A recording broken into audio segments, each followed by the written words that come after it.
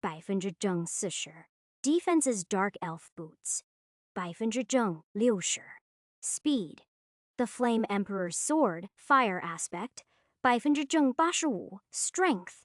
40%. Mental strength buffs. 50% strength. Increased endurance alertness debuffs. 40% defense. With a grin, I collapse forward onto the corpse of the demon. A white light appears before the body has time to disappear. I'm transported back to the dungeon's starting point. Jay? Hello? Can you hear me? I open my eyes to see Maria standing over me with a concerned look on her face. It turns into a smile as I sit up. You disappeared all of a sudden. Where'd you even go? I had to fight the boss all by myself. I was worried. She looks down at me. I sift through my item box to find another HP potion. Well, it seems there was another boss in that room. I took care of it, barely. She watches me curiously as I drink my potion and sigh with relief while standing to my feet. There is no point in telling her what happened right now. I'll keep the details to myself. I'm glad you're okay, Jay. Anyways, I had a fun time beating that boss. It took me only woo MP potions. I went up a ton of levels too. I grin. Yeah, I had a good time too, but I'm definitely done for the day. Let's get out of here. She nods. We leave the dungeon and start making our way down the mountain. I'm breathing heavily as we walk. My body is really exhausted. Half an hour later, we make it back to the guild. Rie and Jack are both standing around talking with new guild recruits in a training room. We decide to pop in and say hi to report our results in training today. We're back. Maria jumps in the room and I follow close behind. Jack walks over to us. How'd it go? Have any good loot for us? We emptied our item boxes to dump out a pile of mana crystals and a few weapons onto the floor. Jack turns around. Hey, come take a look at these, Arnold. One of the new recruits walks over and starts touching the swords. His eyes open wide, and he looks up at us through thick Jian-framed glasses. These are borderline Jian class swords. Jack grins, then looks at Maria and me. Good work. I assume that means you two managed to surpass level Arwelin today? I've already sent out both of your applications either way. I nod. Maria smiles wide. Yep, I'm level Ardo C now. Rai does a double take, then leans in. You two didn't fight the boss, did you? Maria covered her mouth with her hands and blushes, turning to me. I nod while grinning. I guess it would have come out sooner or later. Yeah, we did. Jack and Rie look at each other then, back at us. They look concerned, but proud at the same time. Rie speaks up. Well, as long as you can handle it, I'm impressed. That High Orc commander is a tough one. That beast is huge. I guess you two don't need me for training anymore. Maria nods while I think to myself. Her words confirmed my suspicions from earlier. My opponent wasn't the regular boss. It was an outsider. But how? I look up. Are there any more dungeons like that around here? Jack laughs. I'm afraid not. That is our only loophole dungeon. Usually, it takes months to master that one. You two have some scary progress speed. You'll have to wait until you have C-class clearance to dive into any stronger dungeons. Sorry. Ah, well, okay. I look at the ground and a wave of fatigue hits me as my stomach gurgles. I'm hungry, tired, and need some alone time to think about what happened today. In that case, I'll be heading out. See ya. I turn to leave and Maria speaks up. Want to train again tomorrow? I nod. Sure, you know where to find me. She chuckles as I wave goodbye to everyone and walk out the door. 简简简 Chapter 76 简简简. On my way home, I grab a bite to eat and stroll around Alpine Park for a while to think about the monster I just faced. It wasn't the dungeon boss, that's for sure. My only guess is it was a random mutant spawn, or has something to do with this skill. Dungeon Walker. I'm leaning toward the latter. As I ponder, I come across the old starter dungeon portal. This is the Goblin Dungeon where I started my journey as a hunter. I grin and jump through. The fresh air, green grass, and blue skies are pretty nostalgic. I walk into the dungeon and admire the beautiful view around me. After Schiffenjohn, Utes or so of wandering, a goblin appears. I use Inspect and Appraisal, LV, C, active items. Goblin Dagger, Joan, Wu, Strength, active skills. None. I laugh and watch the mini green man run toward me with determination across its face. This is the perfect time for me to test out my new skills. Intimidation. The goblin stops in its tracks, and its eyes roll back into its head. Its little green knees buckle and it falls to the dungeon floor. I slowly walk around the creature examining it, then turn the monster into a pile of ash moments later. I guess a stronger opponent would have been a better use of the skill, but at least I've learned how to use it properly for the future. Now, it's time for Dungeon Walker. I stare forward and concentrate. Instantly, a black and purple swirling portal appears in front of me. I slowly step inside. Everything's dark, just like when that demon transported me before. I concentrate harder. All of a sudden, I start to visualize all kinds of familiar places in my mind. These are other dungeons. In my mind's eye, I can see the distinct landscapes of every dungeon I've ever been to. It's incredible, but a bit overwhelming at the same time. There are so many pathways connecting every step I've ever taken inside every dungeon. It's like a massive map. I gulp, then visualize the Minotaur dungeon from the capital. It's crystal clear in my mind. I focus, then step through. My eyes open wide as I take in the landscape of the Minotaur dungeon all around me. I can teleport to any dungeon I've ever stepped foot in. I check my status and am very surprised to see my MP read Iten Sibai Wushu Finja Jobai Wushu. One jump took over Semfinji of my mana. While concentrating again, a dark swirling portal appears in front of me. I step inside and visualize a dungeon nearby, the slime dungeon. Just like that, I step out into the grassy plain and check my status. It reads Iten Sibai Wushu Finjer Babai Lushu MP. Interesting. Closer jumps take much less MP. I visualize the area Wushermeme in front of me, then create a portal to jump through. Moments later, I step out on the other side to check my status. It reads Iten Sibai Wushu Finju Babai Wushu MP. I grin. Looks like this new skill is all figured out. It'll be even more useful than I imagined. This saves a ton of time for traveling. Plus, this finally explains where that demon came from. Well, at least it explains how it got to another dungeon in the first place. I used Dungeon Walker to teleport back to the Alpine dungeon and walk out with a satisfied smile across my face. It's been a successful day. I walk home, shower, and sleep like a rock. The next morning, I wake up fully refreshed and step out the door. Morning, Jay. You ready?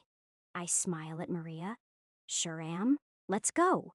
This began our hunting extravaganza. Over the next week, we defeated the High Orc dungeon over a dozen times. In total, we took down Yodyoba High Orcs with levels ranging from Laombai Sishi to Laombai Lushir. They dropped T-maces and Shi swords, plus tons of mana crystals. These were all added to the guild's training supplies. We took down the real High Orc commander boss, Arshii times. Its level ranged from Laombai Bashawu to Laombai Jiushawu. One time, it dropped an Orc commander's ring. It's the same one that Demon was wearing. We gave it to the guild as per our contract, for all Arshii battles. That demon was nowhere in sight. That solidifies my theory. It was Baifenji Bai from another dungeon. We had a good time. Although beating the same dungeon boss got boring after a day or two, I learned to fight in tandem with Maria pretty well. We focused more on working together and reading each other's movements, using the boss as our punching bag. The only skills I used with her were Berserker, flame combat magic, and swordsmanship. I guess I trust her, but there still hasn't been a good time to let her know about my other skills. Maybe I won't ever have to. By the end of the week, Maria and I both reached level Ardzo T. It seems we can't level up any higher in this dungeon. Saturday morning, I roll out of bed with a yawn and step out the door before the sun even rises. We all agreed to meet at the guild first thing in the morning to get on the train to the capital together. Morning, Jay. You ready? Morning, Maria. Yep, I'm as ready as I'll ever be. How about you? She smiles. Oh, I'm so ready. We make our way over to the guild. Once we walk through the front doors, I see Jack and Rei standing in the lobby waiting. Sorry if we made all of you wait too long. Jack smiles. No problem at all. We'll be right on time for the train. Got everything you need. I check my item box and feel my pockets, then nod. Maria does the same. Jack speaks. Well, great. Let's head out. We all followed in agreement. I could have easily slept in. Teleporting to the capital would have been a piece of cake. It would just be kind of hard to explain. Screech, all aboard. We board the train and pile into the private guild room. Maria and I sit on one side while Jack and Rei sit on the other. I speak up as the train starts to move. So, Rei, what's this exam really gonna be like anyways? Everything I've tried to read about it seems to make me even more confused. It seems like this whole test is a mystery. She nods. Well, you're right. It is a bit of a mystery. Every time the exam is taken, the Hunters Association mixes things up. Back when I took the test, we all had to defeat a series of private hunter associations and run dungeons in a specific time frame. Sometimes solo, and sometimes with teammates. There were representatives watching us every step of the way. I've heard from others that past exams were totally different. Maria and I look at each other, then back at Rie. So we'll be able to work as a team. Exactly. It'd be in your best interest to work together. Other guilds have definitely created teams to succeed in the exams. Entering as a small guild like us has its disadvantages. You too are pretty over Zen leveled though. The exam may be hard, but I know you're up for the challenge. I nod. What kind of dungeons did you face? Rhea grins and shakes her head. It doesn't matter. As I said before, it's different every time. There's no point in thinking about it until the test actually starts. It's impossible to prepare. You just have to be a competent hunter and take on the challenge in front of you. Maria and I nod. Well, thanks. Great motivational speech. I look out the window and watch the buildings fly by. I didn't mean for my response to come out that sarcastic. Rhea chuckles. You're welcome? The train continues to bring us closer and closer to the capital. I'm starting to shake with excitement. Today is the day of the C-class exams.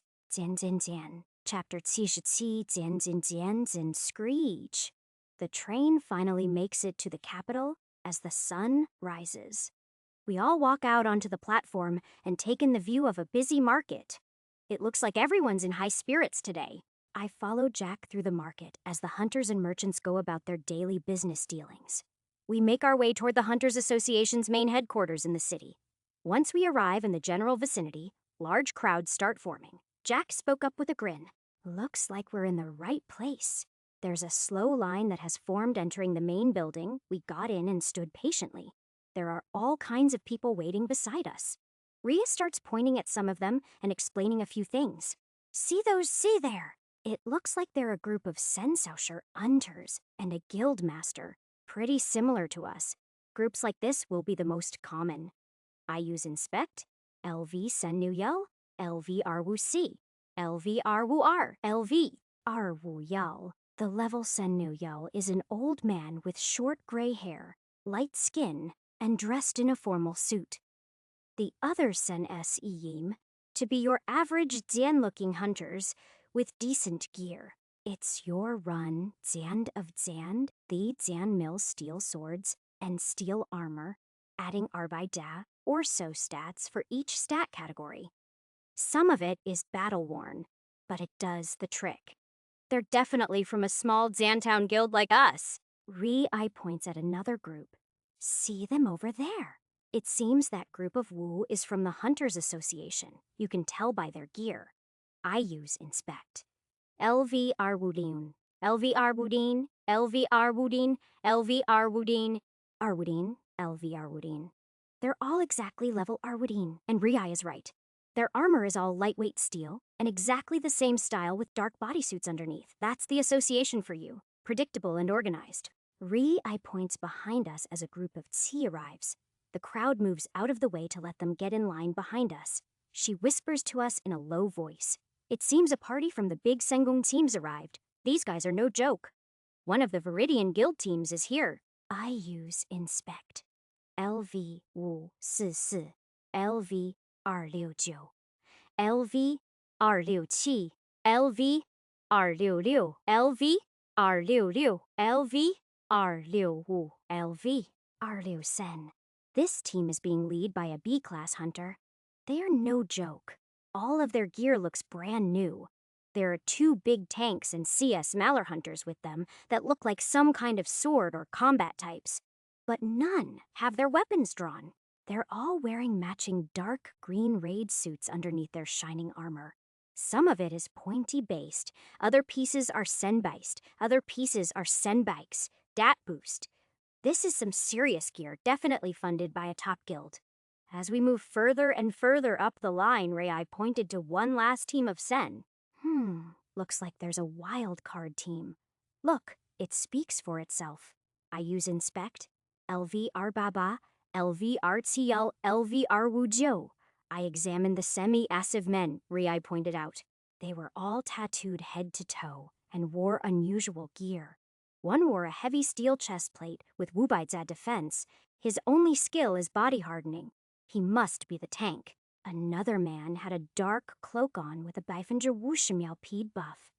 I've never seen his skill before, but it's self-explanatory extreme speed. He must be some kind of rogue. The last teammate was just a swordsman, but he wore an assortment of rings. The tattoo on his right hand had a dark snake with red eyes. Rhea spoke up again as we neared the door. They're an independent party. You have to apply through the Hunters Association directly if you're not guild associated. Pretty rare, but not impossible to see. They aren't with a guildmaster. We can assume they're self-den submissions. Occasionally, a group of nobles will apply as an independent party as well. We haven't seen any of them yet, though. Looks like this exam will be an interesting one. I nod slowly. Looks like it. We enter through the front door. There's a long table in front of us with 2 middle Zan-aged men in black suits standing in front of it. The one on the left has short brown hair, blue eyes, and a clean Zan-shaven face. He spoke up. Guild name. Jack steps forward. We're from the Pace Guild. Our 2 applicants are Jay Soju and Maria Cortez. The man nods and sifts through a notepad. May I see your IDs and status screens? Jack nods and turns to us. I activate Conceal as I reach into my item box to take out my hunter's ID. Maria takes hers out as well, and we both hand over our cards to the man. He examines both of them as I open my status and begin to edit it furiously. Moments later, he hands us our cards back, and we both show him our blue screens. I left everything exactly the same except for my skill section. I deleted everything except for swordsmanship and my fire combat magic. His eyes still lit up and he laughed. Level Ardzo T. Nice. There are a couple of guilds over Zan leveling this time around. I guess it's just a trend recently. Well, looks like you 2 are in the clear. Go see Rodrigo to get fully checked in. He points to a man sitting at the long table behind him in the center of the lobby. Jack and Ria's body language both change. They seem on edge. We walk over to the table and the man behind it stands up to greet us with a deep voice. Welcome.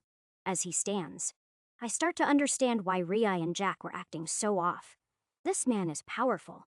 I sense an unusual, yet familiar presence emanating off of him. He's over Yibai Joshalimi tall, with olive skin, long jets and black hair, and a short, sharp beard. His eyes are too light.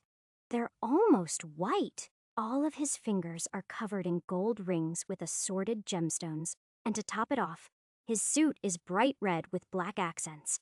I use inspect, and my jaw drops. LV Ichen Senbai Joshi?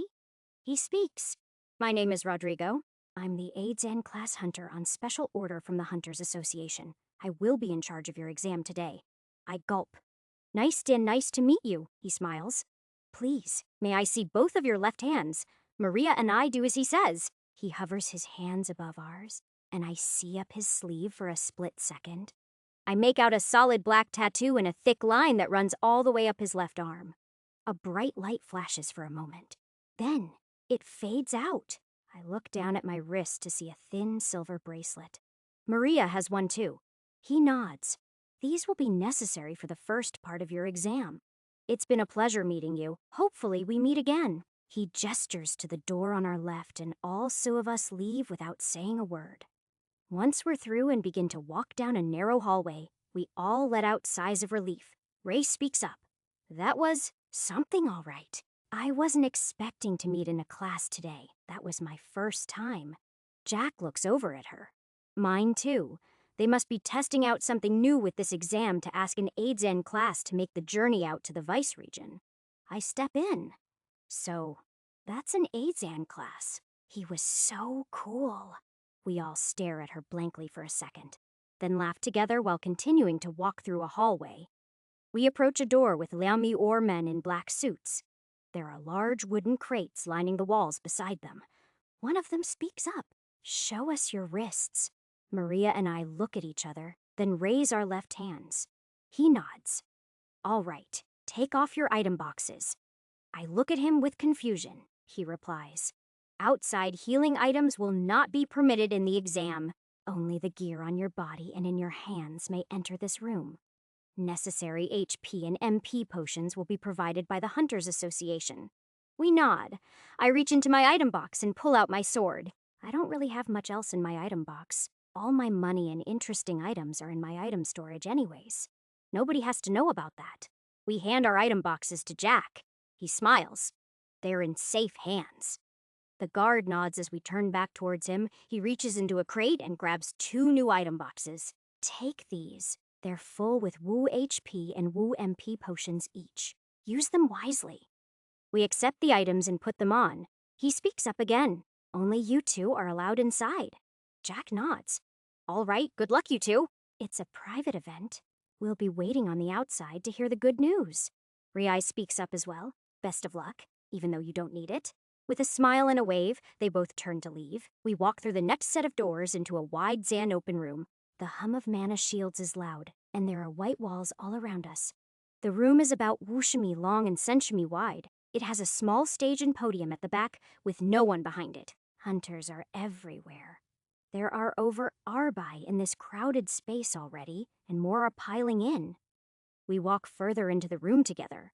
The exam is about to begin. Zan, chapter Tshishaba, Zan. We walk into the large, white, Zan-walled room. Hunters of all kinds are standing around talking within their guilds.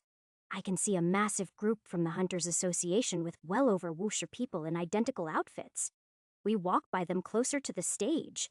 Then, I hear my name being called out. Jay? Is that you? I turn to see a familiar face pop out from behind 2 large tanks. A short woman with bright green eyes and matching fluorescent green hair runs toward me. She's wearing the dark Zen-colored Hunters Association raid suit and minimal armor. I stare forward in disbelief. Abby? She jumps up in the air smiling. Who would have thought? I haven't seen you in a while. I can't believe you're already level Arbai Wushen. And you too? Abby points at Maria. She smiles hesitantly and nods. Then Abby continues to talk. It's a pretty big turnout today. I heard they made a last Zant second change to the exam because of the recent surge in the city. Exciting, isn't it? She looked at me wide, Zant-eyed. I smiled and opened my mouth to reply. Then a tall blonde swordsman and a thin black sand-haired mage appear behind Abby. They're both very light sand-skinned and have serious looks on their faces. Hey, Abby, this is our competition, you know. Don't tell them all our secrets. Abby rolls her eyes playfully. Jay, these are my teammates for the first part of the exam. Meet Connor and Dasha. We may be competing later on, but it can't hurt to be friendly now. She grins and looks at us. The swordsman and mage scoff, then turn around. Connor speaks up. The exam is about to begin. Finish up with your little friends and come join us when you're ready. They turn and leave. Abby stays. I think they're just nervous about making a good impression and passing the exam. Usually they're pretty nice people. Don't mind them. Looks like everyone is on edge around here. We look around as more people enter the crowded room. Hunters are fidgeting and arguing all around us. It's definitely a rather tense environment, Abby speaks. Well, anyways, I hope we meet again during the event.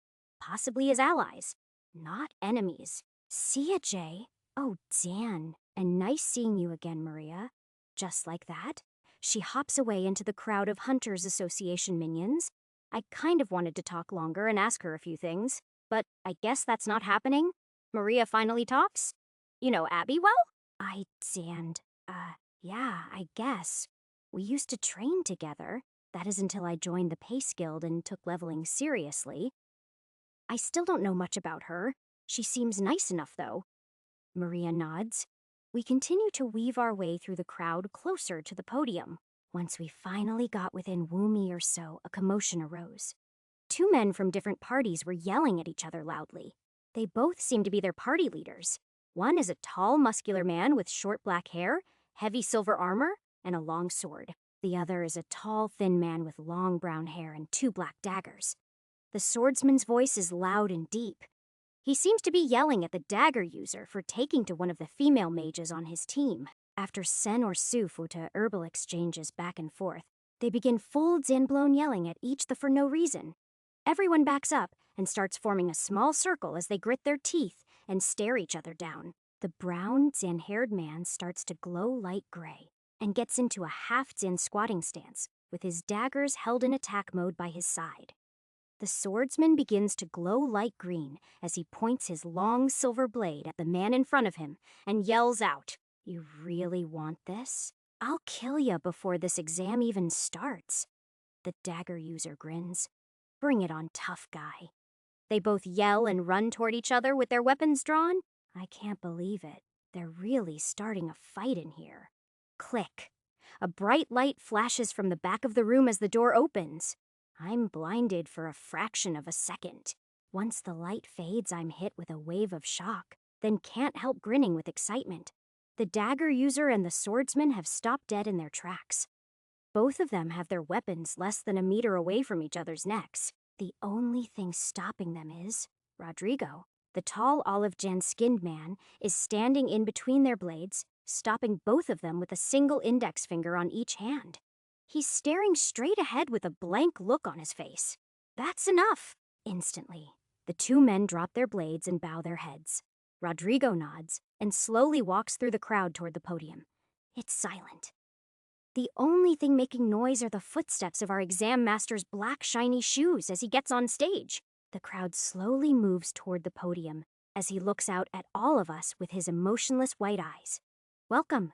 We have closed the entrance. Everyone in this room will be attending the C-class exams. The crowd watches attentively. We have all met briefly on your way in, but just to remind you all, I will introduce myself. My name is Rodrigo Morales. I've been an Aid-Zan class hunter in the association for 5 years now.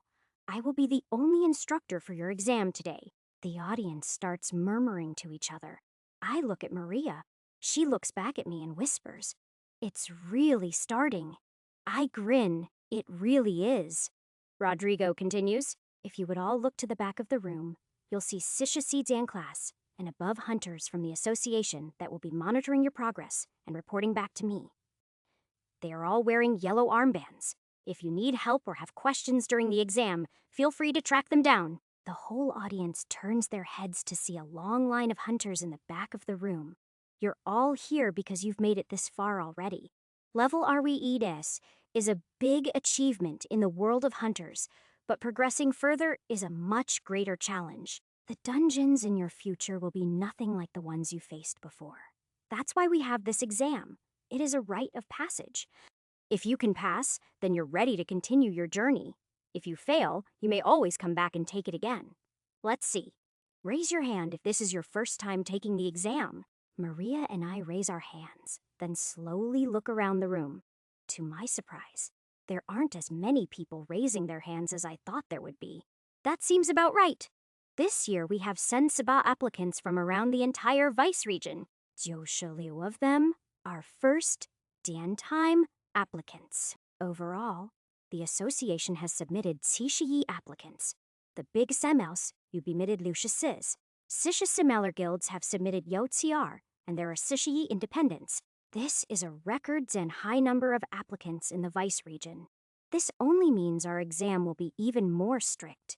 It will consist of Sen tests. You must pass all Sen. If you fail Yi test, you fail the entire exam. Less than 1/3 of you will be walking away with a C-class certification. The crowd began to murmur again. Without further ado, I will explain the rules of our first test. Please, everyone, look down at your left wrist. If you do not have a silver bracelet on, speak up or leave this room immediately. Silence fills the room. Great. These bracelets have been crafted with my unique skill, along with the help of a friend. They will be a vital part of our first test. Each bracelet has our extra lives stored inside it. This means the magic item will absorb all the damage that your body would normally take in from a fight. Once your HP reaches lean, the bracelet reverses the physical effects on your body and teleports you in full health back to a starting point that I've already set. Understood? The entire crowd talks amongst themselves for a few seconds with confused expressions. I will demonstrate how it works. All of a sudden, Rodrigo raises his left hand, and a blinding white light fills the room. I feel extremely hot for a fraction of a second, and almost cry out in agony. But then, the pain is gone moments later. The white light fades and I can't believe my eyes. The ground beneath me is made of stone slabs, and I can see a bright blue sky as I look up. There are large green trees and mountains in the distance. Right in front of me, there are over Sembaisausher, hunters confused and dazed taking in their surroundings as well. I hear Rodrigo's voice and see him standing on top of a large boulder with a floating green portal in front of it. Now, you all have ye extra life remaining. It clicks in my head. He just killed us all. Instantly. I gulp. He continues. Due to the recent surges in the capital, many unique dungeons have been popping up in the wilderness just outside the city. One of the most unique ones is this brand new labyrinth. I gasped and stared at the glowing portal with wide and open eyes. With permission from the Hunters Association and my surveillance, our exam will be taking place inside. Your first test will be defeating the boss on floor Shur within Sishabasausharars. The maximum number of hunters allowed to pass this first test is Arbe Noon. I will be waiting on floor Shi to begin the next stage. The audience of hunters went wild. First of all, the shock of literally dying and instantly being brought kilometers away from the city is a lot to comprehend. But also, the fact that our exam is being held in a labyrinth. This is a pretty big deal. Rodrigo speaks up again. For those of you that aren't familiar with labyrinths, let me give you a quick refresher. Once entering the labyrinth, you will be transported into a normal Zen-looking dungeon. Most of the time, the starting dungeons are lower E-ranked. Every time you defeat a dungeon, the boss room will spawn you up to the next floor. We call them floors to keep it simple, but they are just dungeons that progressively increase in difficulty. The easiest dungeon is Floor Yi, and the floor numbers raise as the difficulty increases. Once you challenge a boss, you cannot leave through any portals. You either defeat it, or it defeats you. If you'd like to return to the outside world while in the normal labyrinth, you may take the exit portal on each floor that leads to the floor below. These will appear at the start point of each dungeon, and when walked through, they will spawn you back in front of the boss room portal of the previous lower floor. The entire audience listens attentively. As I said before, you have Sishabasausharars to complete the first Shur floors and meet me on floor Shi. If Arbai of you make it before the Sishabasausharars is up, then our timer will be cut short. Killing and sabotaging other hunters is allowed. Each player has E extra life. Your silver bracelets will transport you back to this very spawn point outside the dungeon. It may be in your best interest to sabotage other hunters on the higher floors, so they have to waste time climbing the labyrinth again. Killing hunters without an extra life is allowed, but may be frowned upon. It will not guarantee a failing score, but will be taken into consideration for your hunting profile. With that being said, anyone that loses their bracelet, know that you are risking your life to become a hunter. If you're not ready, you may leave at any time. This is all part of the exam. Only the strong will move on. I looked over at Maria. She looked at me as well. We both gripped our swords tight. I have also placed a few gifts on varying floors along the way. There isn't nearly enough for all of you, but I'm sure those of you that find my presence will find them helpful. He grins. There is no minimum or maximum team size requirement for this first test. Get to the Shi-TH floor by any means necessary. Form your teams and get in a line facing me. Everyone lines up in a surprisingly orderly fashion. Maria and I managed to squeeze in near the front, probably in one of the top Arsha positions. Once the last person enters the portal, the timer will begin. I wish you all the best of luck. Meet you on the Shi-ET floor. Rodrigo steps back into the portal and disappears. The line begins to move forward rapidly as everyone runs through after him. Moments later, Maria and I jump through the green portal ourselves. We enter the labyrinth. 减减减, Chapter 79, 减减减, Test E. Time remaining, 48 hours. Maria and I jump through the portal and enter a grassland dungeon.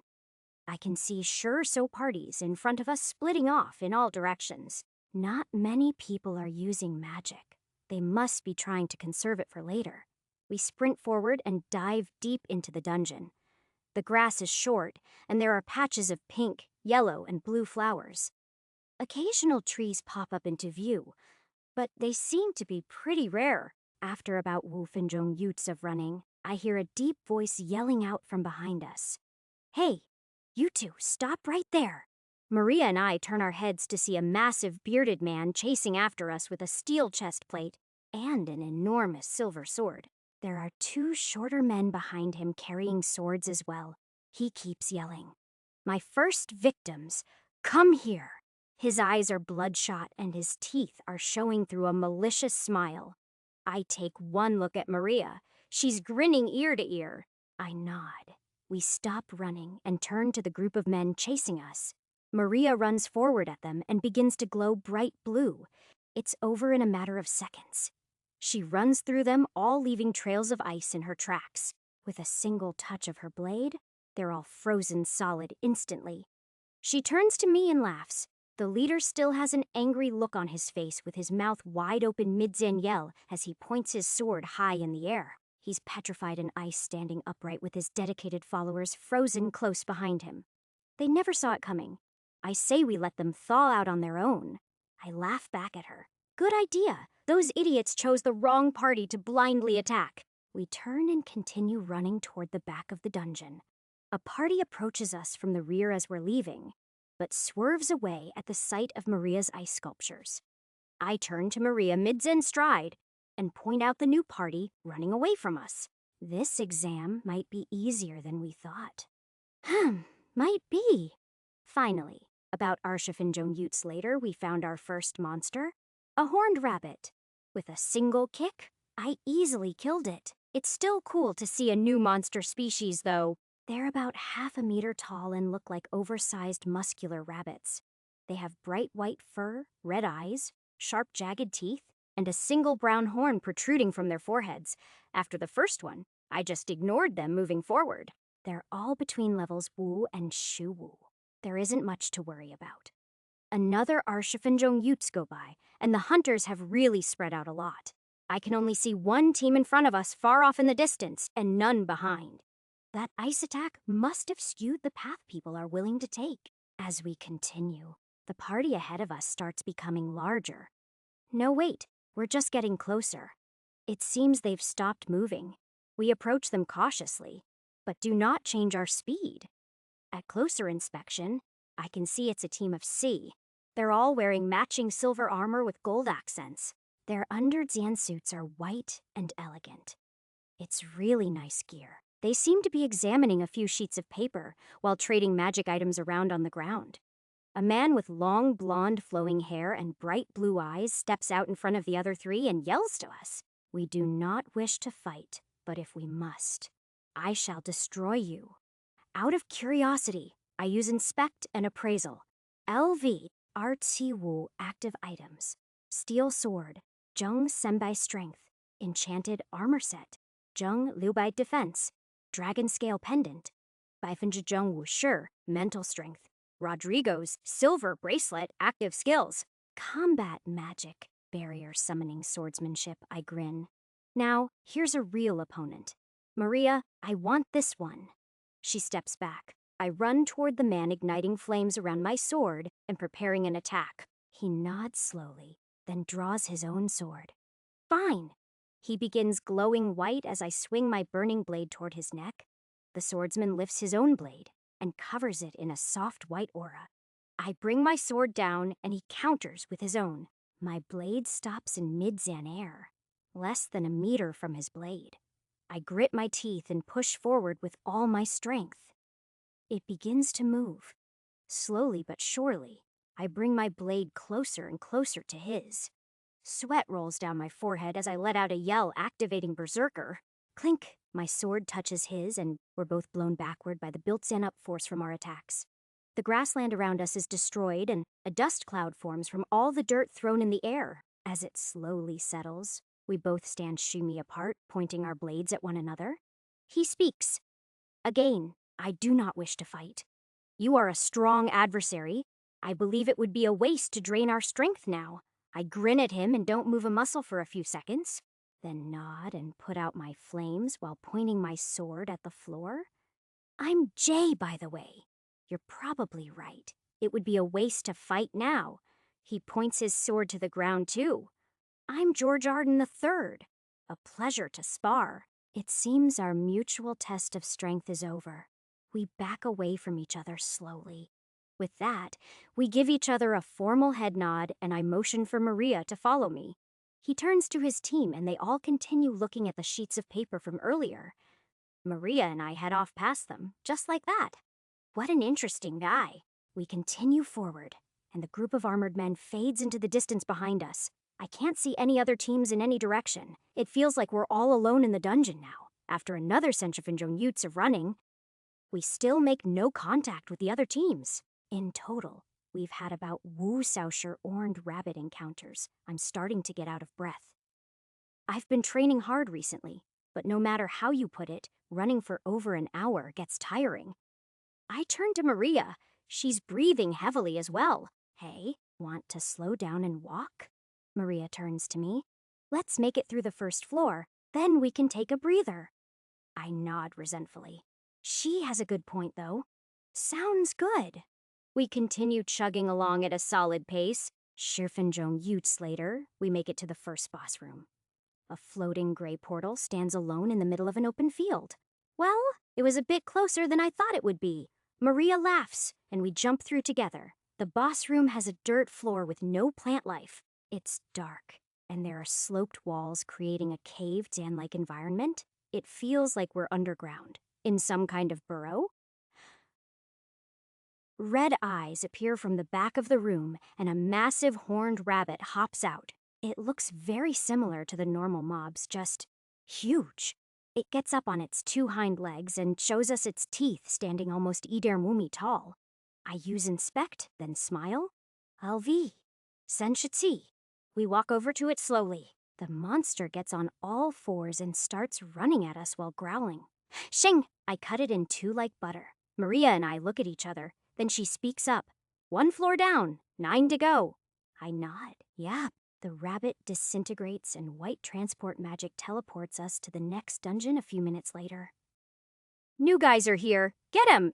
As we're spawned into a forest, Dan-like environment. There are thick trees in all directions and fairly rocky soil. I see 2 men and a woman less than Wumi away with their weapons fully drawn. There's a massive, dark, Dan-skinned man with a silver shield and long, thick sword lunging at me. A slim, dark, Dan-haired, fair, Dan-skinned woman wielding daggers runs at Maria. A short, red, Dan-haired man stands behind them both, glowing bright yellow. The tank lets out a yell as he shoves his sword at my chest. I instantly react by erupting into flames and creating a layer of bodies and hardening crystals over the front side of my body. Clang! His sword smashes into the hard crystal armor, and his eyes open wide in disbelief. Maria gasps as she sees my defense out of the corner of her eye, while instinctively putting up her own shield of ice to block the woman's ambush of daggers. I face the man standing in front of me. He stands over Liang Bailin Wudi Mital, wearing makeshift leather armor and deep scars on his face. I use Inspect and Appraisal. LV are Wuba active items.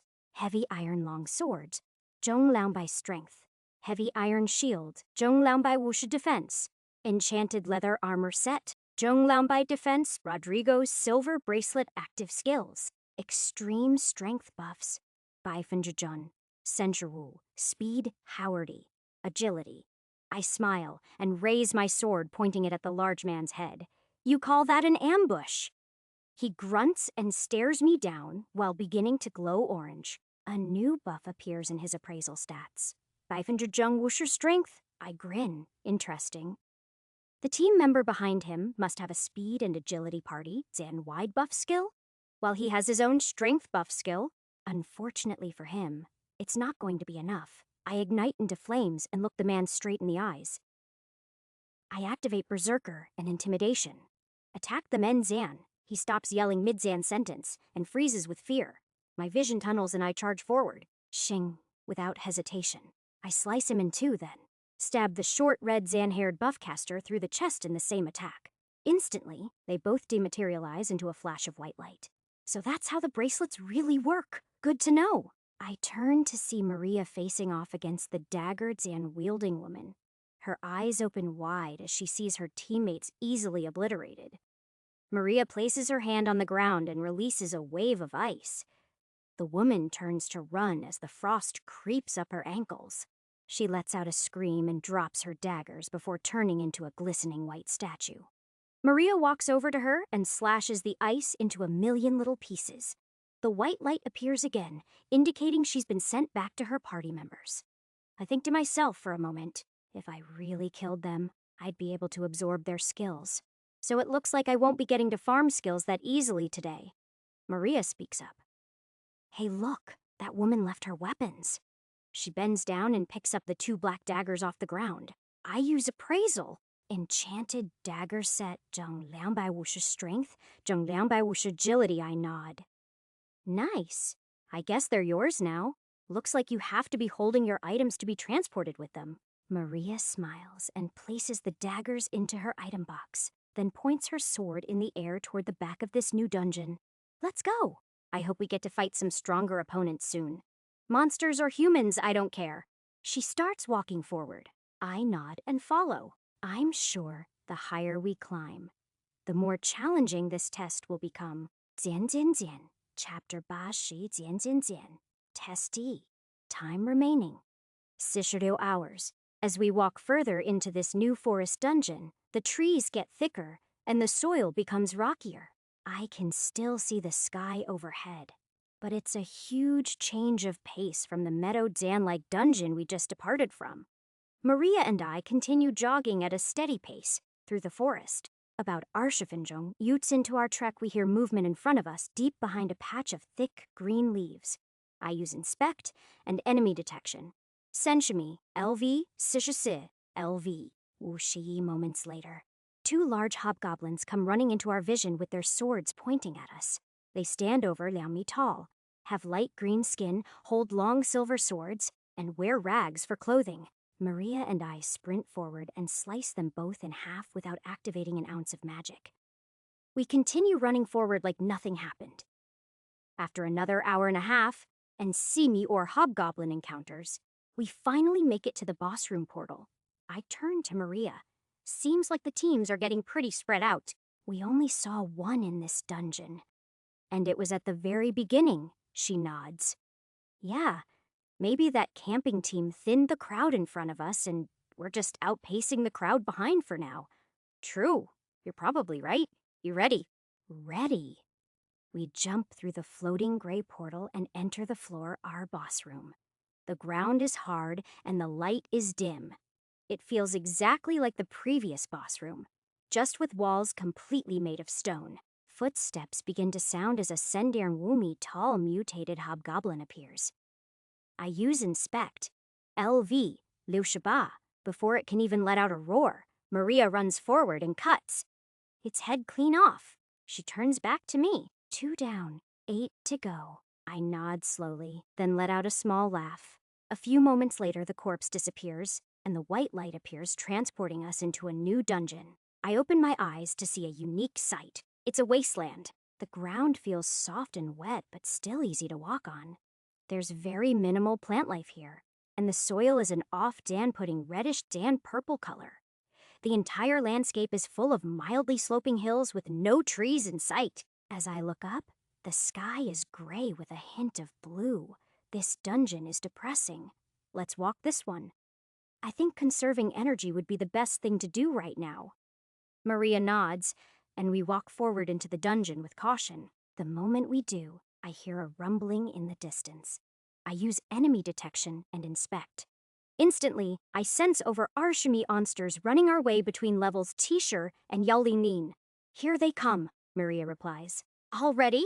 We both grip our swords tight and get ready for whatever beasts are about to show their faces. The rumbling gets closer. It sounds more like hundreds of footsteps now. I can hear clicking, scurrying, squealing, and scraping sounds coming closer and closer. Then, on top of a small hill in front of us, a wave of giant rats appear. My stomach drops. I'm not scared of them because I think they're dangerous. These things just look disgusting. Over Arsha fat brown rats crawl over the top of a dirt hill and charge toward us. I can smell rotting flesh from here. They have beady red eyes, long pink noses, crooked white teeth, matted brown hair, and scarred and covered fleshy tails. They're over me long. I look at Maria. We both gulp and run at the wave of rodents. I ignite into a ball of flames, and Maria begins to create a barrier of ice fragments all around her. I swerve off to the right, and she takes the left. Together, we release a wave of magic up the hill of rats and obliterate them all in the blink of an eye. We continue our charge all the way up the hill, not stopping until every last one of them is frozen solid or burned to a crisp. Once we make it to the top, I activate enemy detection again and widen my search distance. There's thousands of them everywhere. I can sense groups of rats piling together across the entire dungeon. Doing so used up a bit of MP, but I'll manage. It let me pinpoint a few other teams as well. It looks like there are other parties in here with us. Their numbers vary, but none are too close by. I turn my head to a far corner of the dungeon as I sense an odd presence. It's kind of strong, but is definitely not a hunter. I point in its direction. Let's make a quick detour. I'm curious about something. I might pay off. Maria looks up at me. Okay, fine with me. We turn and begin to trek toward the odd presence. After traveling about equally off track, we finally near our destination. There were semi-ore waves of rats along the way, all increasing in size. Our last ambush consisted of over wusha rats. They're easy to kill, but pretty hard on the eyes. I point to a large dirt hill in the distance. That's it. We're here. The moment I open my mouth, the beast I was looking for appears. I use Inspect LV. Yo, sis, sen, nothing special. But we're getting somewhere. On top of the hill stands a massive mutant rat. It's easily sumi long and covered in scars with dark black matted hair. There seems to be a glowing white light behind it as well. It's making the rat stand out in this gloomy environment. I grin and run at the monster. It screeches and a wave of rats appears behind it. There are easily 100 of them. I burst into a ball of fire and begin massacring the wave. Maria follows close behind and begins freezing dozens of them at a time as well. Every time I land a hit with my sword, I use Plunderer to restore my MP. Moments later, we both make it to the top of the hill, leaving trails of fire and ice behind us. Sheng in perfect synchronicity. Maria and I cut the mutant rat into pieces. We stand on top of the hill admiring our handiwork. Although, after a while, I have to cover my mouth and nose as the burning rat corpses disappear one by one. The white light from earlier doesn't fade as the mutant disappears. It seems like there was something on top of this hill before we got here. It was just hidden by the wave of monsters. Finally, the burning flesh turns into piles of mana crystals and reveals a glowing white box on the ground. We look at it, then at each other, then back at the box. I walk over and examine it. It's about 1 meter long, half a meter tall, and half a meter wide. It's completely white and is humming like a mana shield. There are no handles or indicators of how to open it. What could this be? I reach my sword out toward it and tap the blade against the top of the box. Click. The lid flies open and reveals a piece of paper. Our potions, a silver ring, a bag of dried fruit, 2 large bottles of water, and another bag of dried meats. I grab the note and read it. It looks like you have found a gift box. Luck is on your side. These items may help you on your journey. Use them wisely to stay alive. Jan Rodrigo, I turn the note over for Maria to read, then I use appraisal on the potions and ring in the box. Active items. Deed Class MP Potion. Deed Class HP Potion. Enchanted Silver Ring. Jun, Ibai Wusher speed, interesting. Let's split this up evenly. You can have the ring. I think you need it more than me. Next rare item drop is mine, though. Got it. She smiles. Sure thing. I toss Maria the ring, and we take half the food and water each. Maria drinks an MP potion on the spot, and I place the HP potion in my item box. Apparently, Maria has already used up a full MP bar. I guess we have used a lot of magic in this dungeon so far. I look around and see over 100 mana crystals all over the hill. It'd be a waste not to pick these up, right? Maria laughs. I guess S-Jan J. Stop right there. Clang, two silver daggers appear out of nowhere, and I instinctively raise my sword to block them as I hear a deep voice yell at me. The daggers scrape against my blade, overpowering me and pushing me to the floor. I scan the area with enemy detection, inspect, and appraisal to try and figure out what hit me. Nothing registers at first. Then a man appears shimmy in front of me, seemingly out of thin air. The stats finally show. Shimi, LV Artsigyo. Active items. Steel dagger set. Jun Sembai strength. Enchanted steel armor set. Jun Sibai defense. Enchanted leather boots. Jun Laumbai speed. Griffin's talon. Baifinger Jun Sisherment. Al strength. Rodrigo's silver bracelet active skills. Dagger mastery stealth. The man is well Dan built with short dirty blonde hair and light skin. He has brown eyes and wears a few pieces of medium Dan weight armor. He looks a bit too bulky to be using daggers, but I guess that's his thing. Standing around Ibai Bashali Mital, he's about my height, just a lot more muscular. He yells out, "Hand over everything from that box and I'll spare your lives." I step forward. Yeah, right? Bring it on. He smirks and takes a slow step backward. Don't say I didn't warn you. I grip my blade and ignite it with flames. He takes another slow step back, then disappears. I scan the area around me with enemy detection, but his presence is gone. While turning around in circles, I begin to ignite my full body in flames.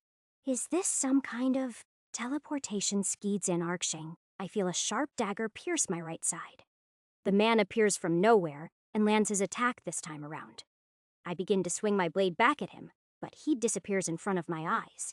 My sword slices through the air. I cough up a bit of blood and regenerate my wound while letting my flames burn even brighter.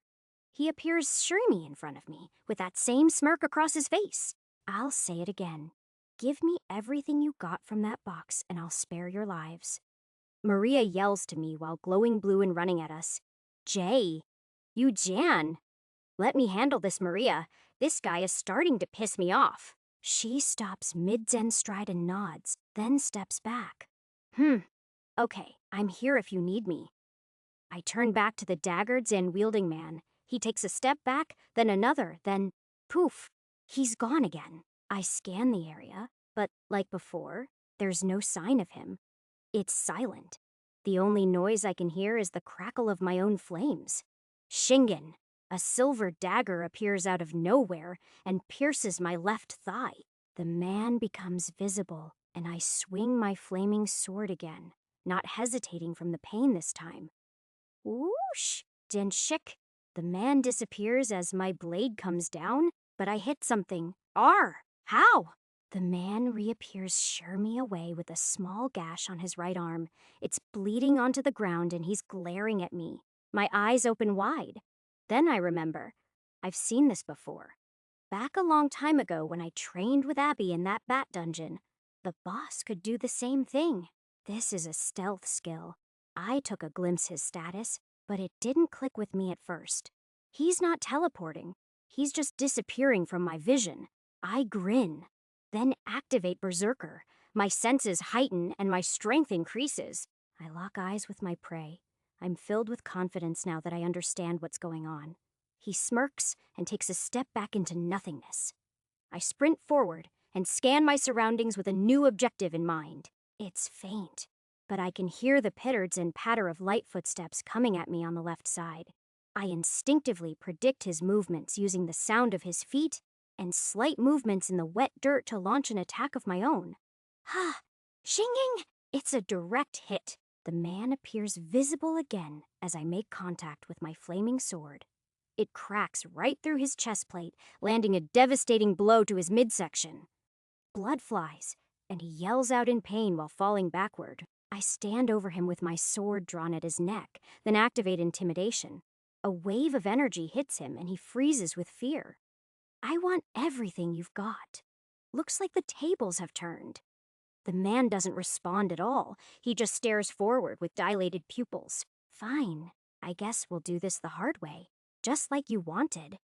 I bring my sword down and cut the item box from his waist, then pierce my sword through his chest, plundering MP as his body disintegrates and transports back to the respawn point. I pick up the pouch and turn to Maria with a smile while looking inside. There are CHP potions and RMP, nothing else. What do you want? She nods slowly. As much MP as I can get. I throw her EHP and RMP potions. I take Sen HP for myself. There, that's fair. I drink one of the HP potions, then throw the other two into my item box. I have Ba in total now. I couldn't care less about the MP potions. I get mana for free by killing monsters. Maria can have them all. She looks at me curiously for a moment, but accepts the potions without a fuss. We collect the mana crystals covering the hill, then start walking back the way we came. Our next stop is the boss room. 减减减 Chapter 81减减减 Test 1 Time remaining 43 hours. I use enemy detection to navigate through the rest of the rat dungeon, avoiding as many monsters as possible. By the time we make it to the boss room, I can sense over Sensha teams scattered across the wasteland behind us. It seems our detour allowed for a lot of other parties to catch up. We enter the boss room. It's a dark and damp cave Zan-like room. I instantly hear the scraping claws of rats coming our way. Maria glows blue and looks at me. I'll handle this one. I nod. A wave of rodents appears from the backside of the cave, followed by their leader. It's a giant mutant rat, similar to the one we fought on that hill earlier. Maria charges forward, freezing the oncoming wave while jumping through the air and aiming her sword at the mutant's neck. Haon Shinshang. She turns to me with a grin. As the large rat's frozen head falls to the floor, shattering into ice. 3 down. I walk over to her and reply. 7 to go. The rats begin to disappear. We collect the mana crystals while waiting for the transfer magic to kick in. Moments later, a white light brings us to the next floor. The sky is bright blue, and there isn't a cloud in the sky. The grass is short and light green. It's covering rolling hills with occasional trees. I smile. Now, this is more like it. I use enemy detection and inspect to quickly survey the area. It seems like there's a decent amount of monsters in the area, but they travel in groups of E or R at most. They're all between levels Joshir and Yoyolin. I can only sense Lu teams ahead of us at the moment. That is, in this dungeon anyway. We begin walking forward. After about Arshifinjon, Yutsev peacefully taking in the artificial sunlight and beautiful blue sky, our first pair of monsters appear.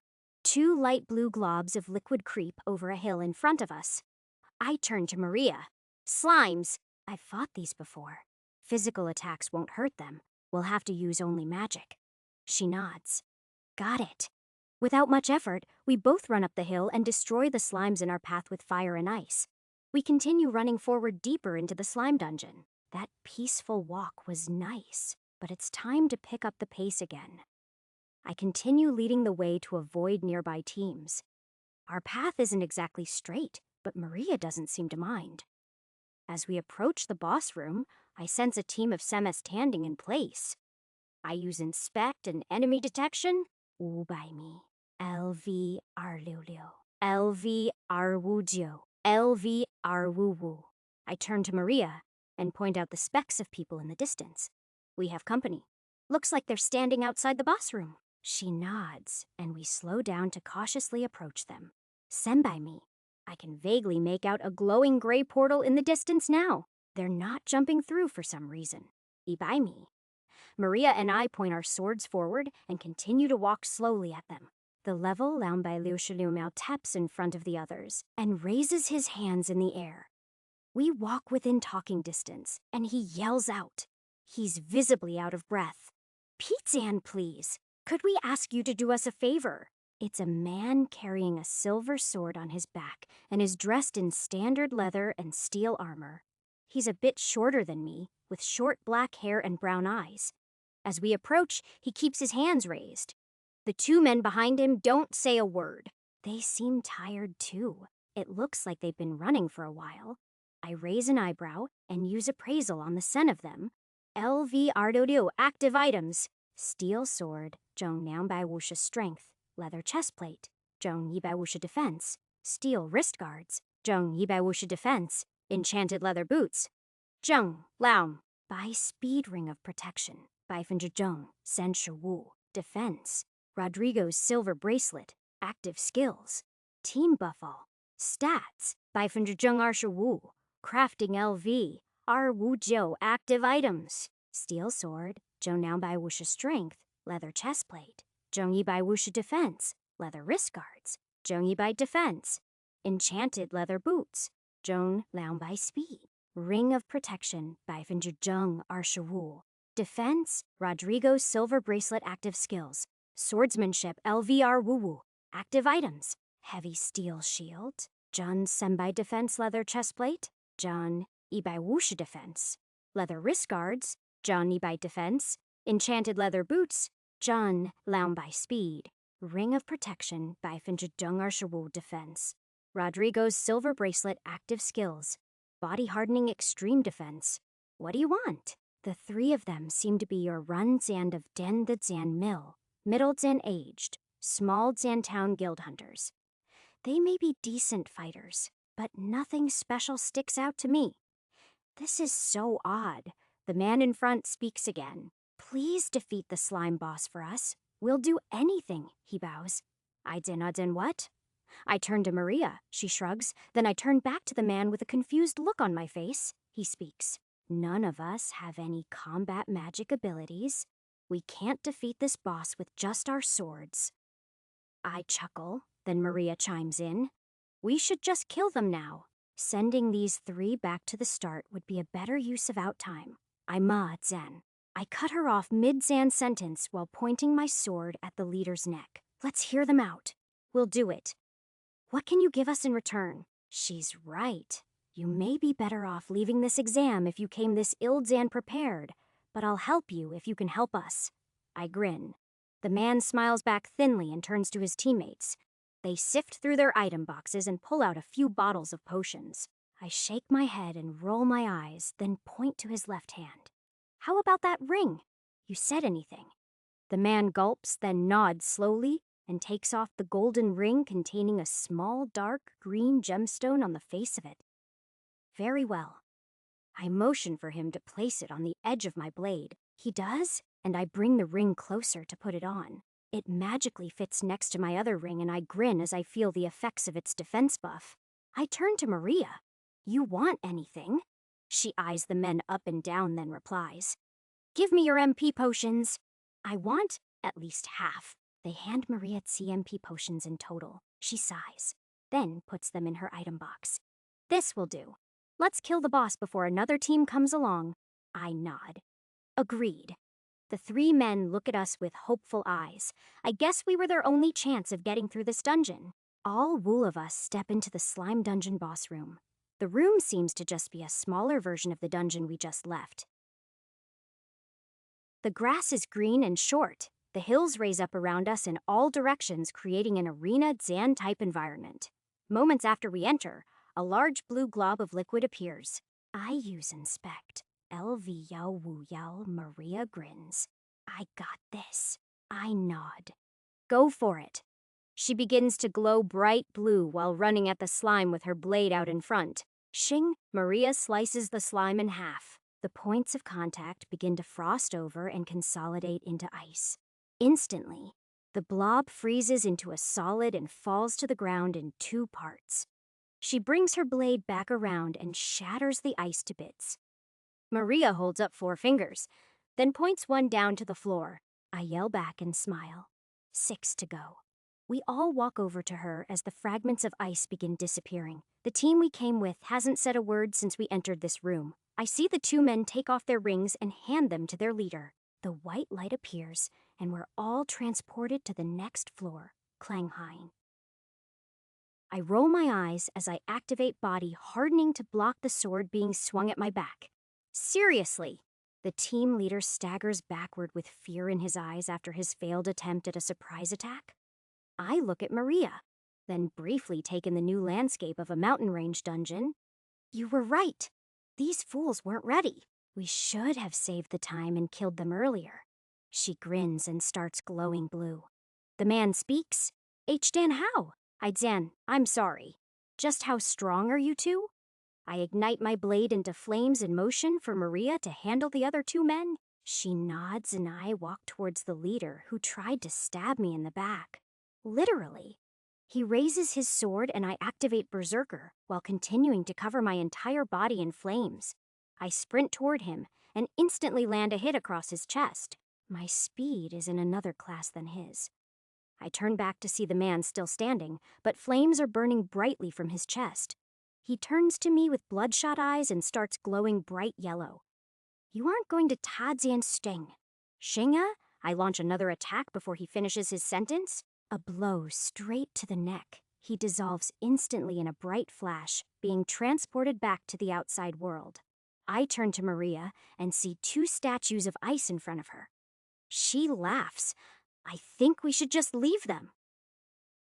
I nod. Good idea. Serves them right.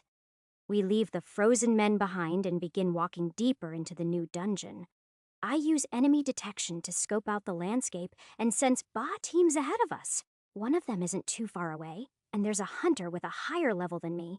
I grin and point to a rocky mountain in the distance covered in dark green pine trees and small boulders.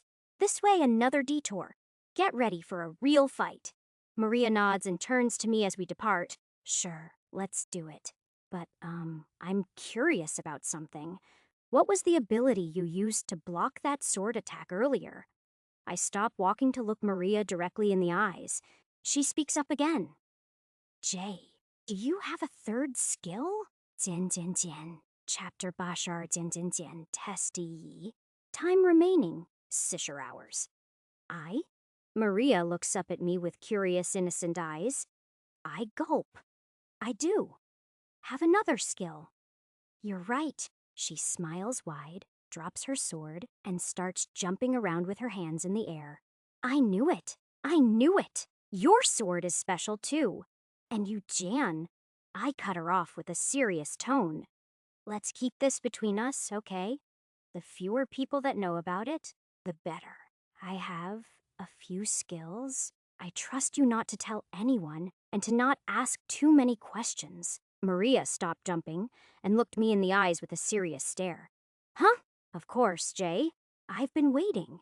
I can keep a secret, don't worry. She smiles again, picks up her sword, and turns to continue walking while bobbing her head side to side, humming softly. I sigh with relief. It's been weighing on me for a while now. I was trying to find the right time to tell her. The more floors we climb, I'm more likely to use other skills. I guess she's known for a while and was also just waiting for the right time to say something. Maybe I've been a bit careless about flashing my skills around lately. Either way, that was much easier than expected. Hiding my visible abilities from Maria is one less thing to think about. I follow her deeper into the dungeon and use enemy detection to locate the team I was tracking earlier. Joe by me. I call out to Maria and point at the mountain in front of us again. The base of that mountain is less than a kilometer away. We're getting pretty close. The trees begin to thin out the closer we get. The team hasn't changed its position yet. By me.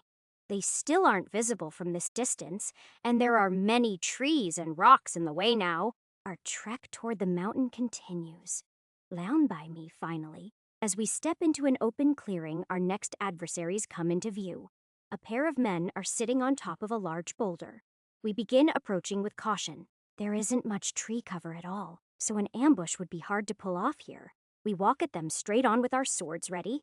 Whoosh me. The men see us coming, but don't seem alarmed at all. One of them waves and the other ignores us. At closer inspection, a large glowing white box is on top of the boulder next to them.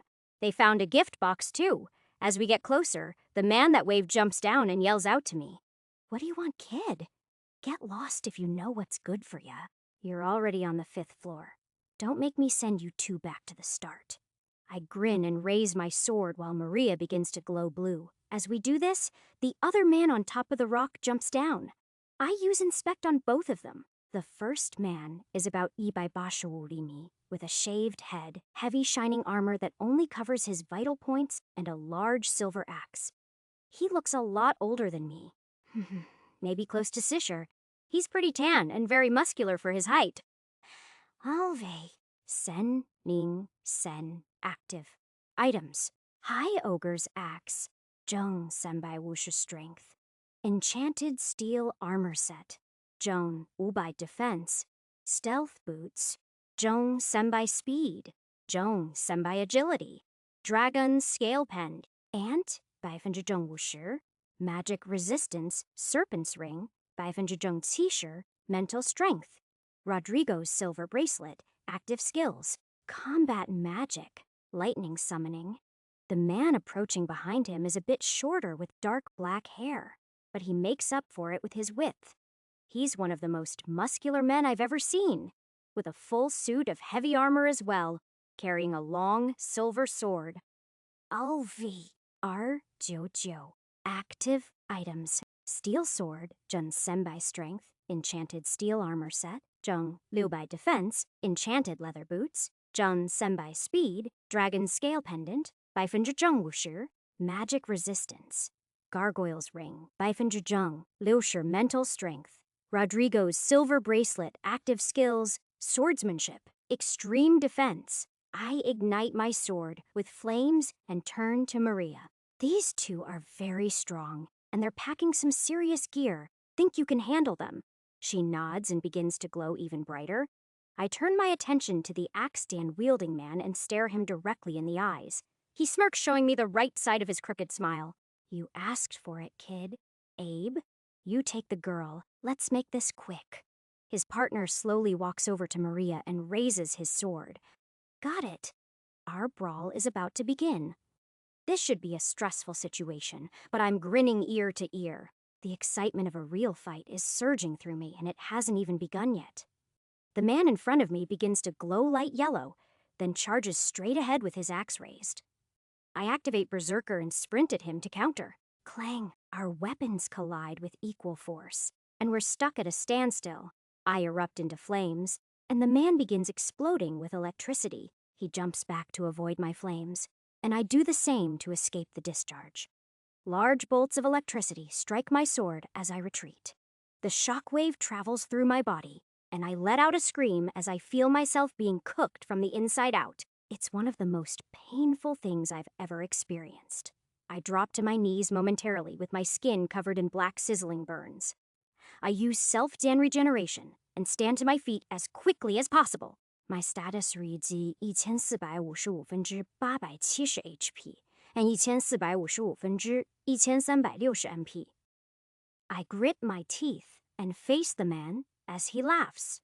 That wasn't too bad. You're strong for a youngster. He smirks and raises his axe, then charges at me again. I erupt into flames, activate Berserker, and run full force at him too. Intimidation. I activate my skill and a pulse of energy hits him moments later. The man's eyes open wide for a split second, but he keeps running forward. I let out a yell as our swords clash again with equal force. We both let out flames and lightning as we both jump back. I let out another yell as my sword conducts more electricity, frying me to a crisp once again. My status reads 1455%295 HP and 1455%1220 MP. I regenerate and stand to my feet. He laughs and points his axe forward. The man lifts his hand to show me a shimmering red scale on a string around his neck. Another good trick. But your magic won't affect me. This is the end, boy. I'm breathing heavily and gripping my sword tight. Maria is less than Senshimi away in the middle of her own battle. She's running circles around the large man. But her ice magic isn't doing much damage. He's breaking free of her spells with ease. Maria is clearly in over her head, but managing to stay out of danger. Me, on the other hand, I have to get my head in the game here. I gulp and reach into my item box to grab an HP potion. The man runs toward me, glowing yellow, as I rip the cork off with my teeth and chug it down. Clang-ang. I manage to drink most of the potions and raise my sword in time to block his onslaught. The electricity flows through my body on contact as he ducks out of range again. I regenerate and let out a yell of frustration. I point my sword forward and glare at the man before me. My blade begins to glow bright red. This is the first time it's done so since we entered the labyrinth. I let out a chaotic laugh and run straight forward. I'm starting to have some fun. My vision tunnels, my senses heighten, and my magic power becomes more focused surrounding the glowing sword as I sprint at my enemy. Huh. Shinging. I land a hit and continue running past the axe wielder. When I look back, I see the man turning toward me without hesitation. There's a small gash across the front of his steel chest plate. It barely goes skin deep, and the flame residue has almost burned out entirely. He speaks up again. You're just full of surprises, aren't ya? He points his axe in the air and glows brighter than before. Instantly, I drop to my knees and yell out in pain. A bolt of lightning comes down and shocks me to my core. I regenerate my charred skin and turn to run. I need more time. He's strong. My status reads 1455分之80 HP and 1455分之940 MP. I dart away while fumbling to grab an HP potion from my item box. I hear the man's voice close behind me as I scan the area for my next potential plan. You can only run so far. Come on, kid. I see Maria in the corner of my eye being cornered by the sword wielder. The round is covered in ice from all of her failed attacks, and she's backed up against the boulder from earlier. The man facing her brings his sword down as Maria tries to block it with her own. Kraken. My eyes open wide as I watch her sword shatter into metal fragments from a distance. She's been completely overpowered. How could this happen? I turn my head back again to see the Axton wielder gaining on me. I rip the cork out of another HP potion and chug it down as he gets closer. Jay! Help! Me-eyed Zan. I hear Maria screaming in the distance as static makes the hairs on the back of my neck stand straight up. I see the sword wielder readying his blade to finish Maria off. I let out a yell of frustration, visualize the area between them, then activate my skill. Dungeon Walker. A dark, swirling portal forms in front of me, and I leap through head first. Instantly, I'm teleported right between them. Without touching the ground, I fly through the air to grab Maria. I create another portal behind her, and we both fall through, disappearing from the battle entirely. Jades and Jay. What is this? It's so dark. I focus for a moment, then teleport us back to the start point of this Rocky Mountain dungeon where we spawned in. The light shines down on us as my portal disappears. I fall to the ground, breathing heavily. Maria looks around with confusion. Jian, how did you? Is that another? I smile. Another skill. I slowly get up to my feet and let out a long sigh. I guess we're not the strongest ones here. Maria replies in a shaky tone. I guess we're not.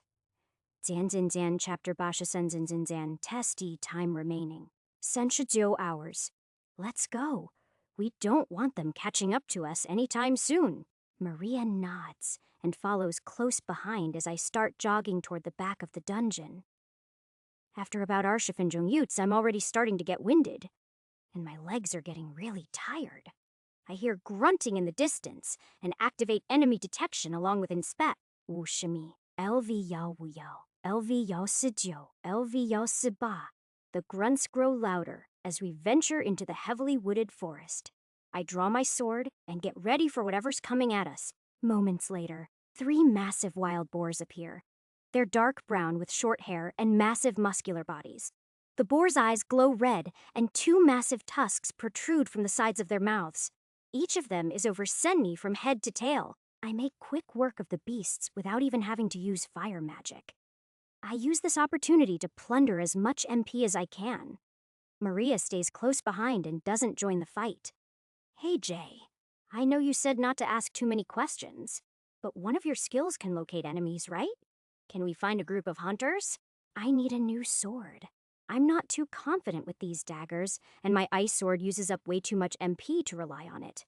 I look back to see Maria awkwardly handling the daggers she picked up from one of our previous fights today. I activate enemy detection as the boars begin to disappear by our feet. There are sure teams in this dungeon now, and some of them are pretty strong. That team of 2 we faced moments ago is over at Golny to our right side. There isn't much to worry about there. We have other teams behind us. They're all lower levels, but there's no sense in moving backward. Out of the T teams ahead, there are a few that look like easy prey. Others look like they should be avoided. I lock onto a team of Wu and point forward with my blade. Sure, let's find you a new sword. We continue at a steady pace weaving through the rocky forest. After an hour, we run into semi or small packs of boars and successfully avoided any unwanted trouble from strong teams. Finally, we come across the team I've been tracking down. I can hear footsteps in front of us get louder and louder until the team finally comes into view as the forest begins to clear up. I use Inspect. LVR Wooding, LVR Wooding, LVR Wooding, LVR Wooding, LV. R Wooding, R Wooding, LV, LV, R Wooding. Hey, wait up, as I yell out. A small woman in a green outfit and lightweight armor turns her body, quickly firing a glowing arrow straight at my head. With a grin, my eyes track the arrow and I move my head away at the last second. I was expecting an attack, but a bow and arrow? That's new. The group of Wu-S tops and turns at us. Maria and I stop in our tracks as well to face the team. They're all wearing Hunters Association gear. That explains why their level is so uniform. It seems like the girl with a bow is their captain. There are 2 large men with shields, 1 swordsman, and a thin girl without a weapon. She may be their healer. I don't really have the time to inspect or appraise them all right now, though.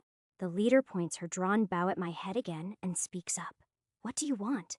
It's Wu against R. Don't pick fights. You can't win. I grin and raise my sword at her while igniting the blade's tip. Same goes for you. Maria looks at me then, at the swordsman. She puts her daggers away and speaks directly to him. Hand over your sword, unless you want to do this the hard way. He smirks and looks at the woman with the bow. You hear that, Captain? They're serious. Maria starts glowing blue and the woman yells as she steps back behind the 2 shields and carrying men. Defensive Jan attack formation number 1. Let's go. The tanks make a wall with their shields and begin pushing forward. Maria quickly darts to the left side, targeting the swordsman. I grin. Go get your sword. I can handle the rest of them. Maria nods and begins to form a blade of ice with her magic. I ignite my body into flames and run at the defensive wall while activating Berserker. Sheng, they never even stood a chance. My flaming blade slices through the 2 tanks' shields, landing hits on both of their torsos. I activate Intimidation as I run into the center of the group, destroying their entire formation in a matter of seconds. Maria occupies the swordsman to my left as I slice the 2 tanks in half while they're frozen in fear. They dematerialize and are gone with a flash of white light. It took Launsauschuritz. They weren't too weak after all. I faced the 2 women frozen with fear. Their eyes are bloodshot and dilated. They can't even manage to get out a word. With 1 fiery slash, I plunder their MP and send them both back to the labyrinth's starting point. I turn to Maria.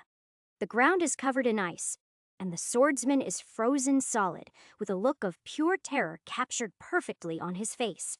Maria turns to me holding a long silver sword, grinning ear to ear. I use appraisal on it. Enchanted steel sword, Zhong Liang Bai Wushi strength, Zhong Yi Bai speed. Not bad. You happy with it? Maria swings the blade around aimlessly, testing out its power. Yeah, this will do. It's even better than my last one. Great, let's continue. We leave the ice sculpture of a man standing alone in the wilderness. He'll thaw out eventually, or just die and respawn. Another hour of slow jogging, fighting boars, and avoiding teams with enemy detection carried on until we make it to the boss room. We jump through the portal and defeat a level Yolusen boss with ease. We're spawned onto floor Lumi moments later. It's a desert environment, but the ground is still more dirt than sand. There are small shrubs scattered along the dungeon floor, but no trees in sight. The sky is light blue and artificial sunlight beats down on us overhead. I turn to Maria. You ready? I say we take a breather soon. We've been running and fighting for almost hours straight. My legs are getting tired, she nods. Agreed. Let's find a good place to rest as soon as possible. Walking through this dungeon rather than running may not be a bad idea. I look around and scan the area with enemy detection. There are only other teams ahead of us here. The monsters, on the other hand, seem to be traveling in packs. We start walking deep into the desert. Finding a place to rest is easier said than done. The artificial sunlight is making me sweat like crazy. I finish off a full bottle of water, and Maria does the same. In the distance, dust clouds begin to form as we trek further and further into this desert wasteland. I use enemy detection and inspect to sense sure targets moving and fast. They're all between levels Yelwiwiwin and Yeldewu. We've got company. Maria and I start running at the cloud of dust with our weapons raised. As we get closer, a pack of disgusting creatures appears. They're humanoid hyenas. The leader of their pack stands on 2 legs over semi tall, carrying a long metal spear. Its body is covered in brown and red rags like makeshift armor. The orange, matted fur with black spots sticks out from beneath its clothing, as Sheaf and Jonaions in similar attire and weapons follow. Their hands and feet have enormous sharp claws, and they all growl as they show off jagged white teeth. I burn red, and Maria glows blue. We slice through all of them in a matter of seconds, leaving piles of cloth, weapons, and fur on the desert floor. I turn to Maria in stride. Let's get out of here. This is not the place to take a rest. She laughs in agreement. We keep our running pace up for as long as possible. After another hour passes, we've defeated Senmi or packs of hyenas and almost make it to the boss room. Both of us drink more than half of our second water bottle. This desert is deadly, and it's not the monsters. Most of the teams in this dungeon are moving very slow, and the visibility is clear for kilometers. Dust clouds mean fast, den-moving enemies are approaching, and specks in the distance just mean slow Zan-moving non-Zan hostile hunters or monsters are out there. Other than a few packs of hyenas, no one bothered us in this dungeon. We make it to the boss room eventually, and take out the overgrown level by Tishiti Saoshi Yena boss with ease. As we spawn onto floor T, I let out a long sigh. I take in the view, internally accepting the swampland dungeon over a desert any day. I need a break. This is getting exhausting. After that, I want a good fight. At this point, our exam is just a running competition. Do they just want to make sure we're in shape or something? Come on! I yell while pointing my sword in the air. Maria laughs. Well, let's see what kind of monsters show up here. Then we can rest up for a while. I nod in agreement. We venture off into the swamp dungeon. No more than Arshafindrome Utes later. A massive green ogre appears carrying a large silver axe. It's slow, Zan-moving, grunts, roars, and is traveling alone. The monster wears dark brown leather armor over its wrists, chest, and legs. This one is level Yal TR.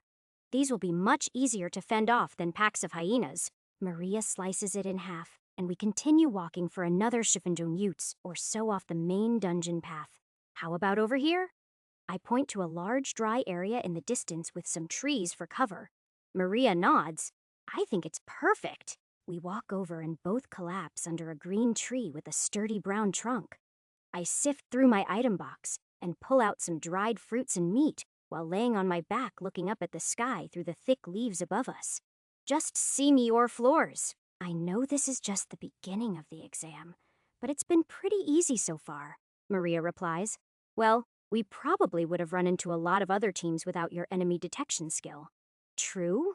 Shayan, I guess you're right. I look over at Maria to see her eyes closing.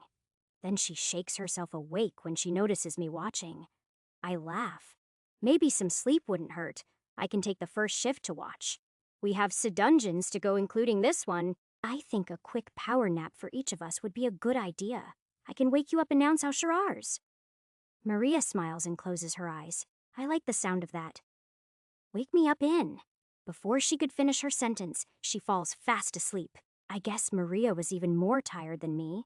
She's just better at hiding it. I stand up and lean up against the tree we're under and use enemy detection. Over the next Launsau Shirars, only Tsimi or teams enter the dungeon. and Sea Ogre's attack. I use them to replenish my MP slightly, and one of them even drops an axe. I put it in my item storage, and along with the mana they drop. I also decide to move all of the mana crystals from earlier into my item storage, from my item box. The only items I left in there were the MP and HP potions. At around the Ards an hour mark, I check on Maria, and she's still sound asleep. I can't wake her up just yet, not in this state. Out of pure boredom, I start fidgeting around with some leftover mana crystals. I throw them in the air and attack with my sword, attempt to light them on fire, and even partially learn how to juggle. Not really. Juggling is actually pretty hard.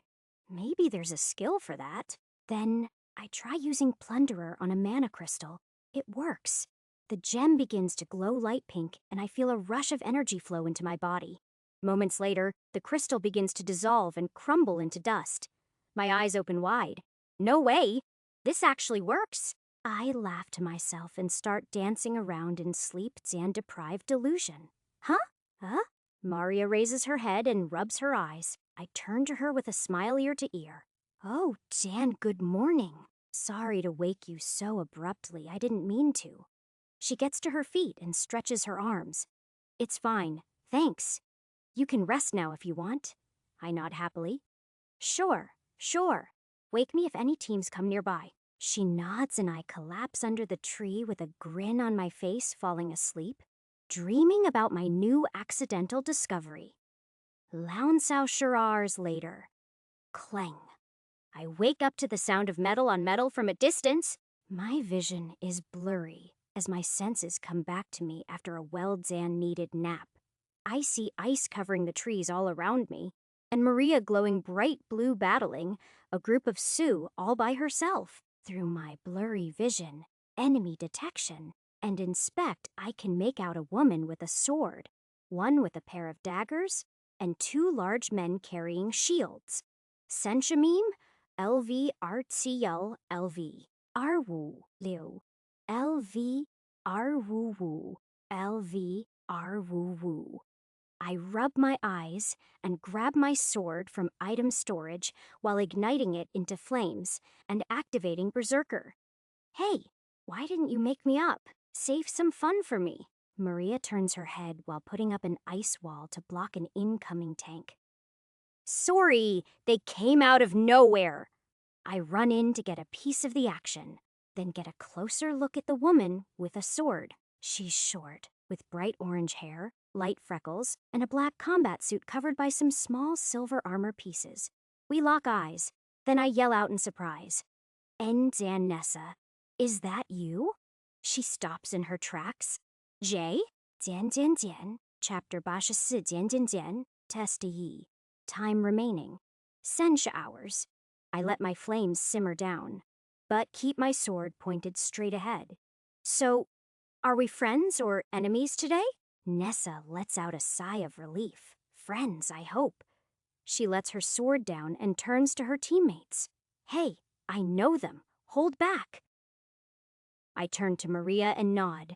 She understands and lets her ice wall crumble while backing up slowly. I'm still skeptical, so I scan the area. At closer inspection, one of the tanks and that woman with daggers look familiar.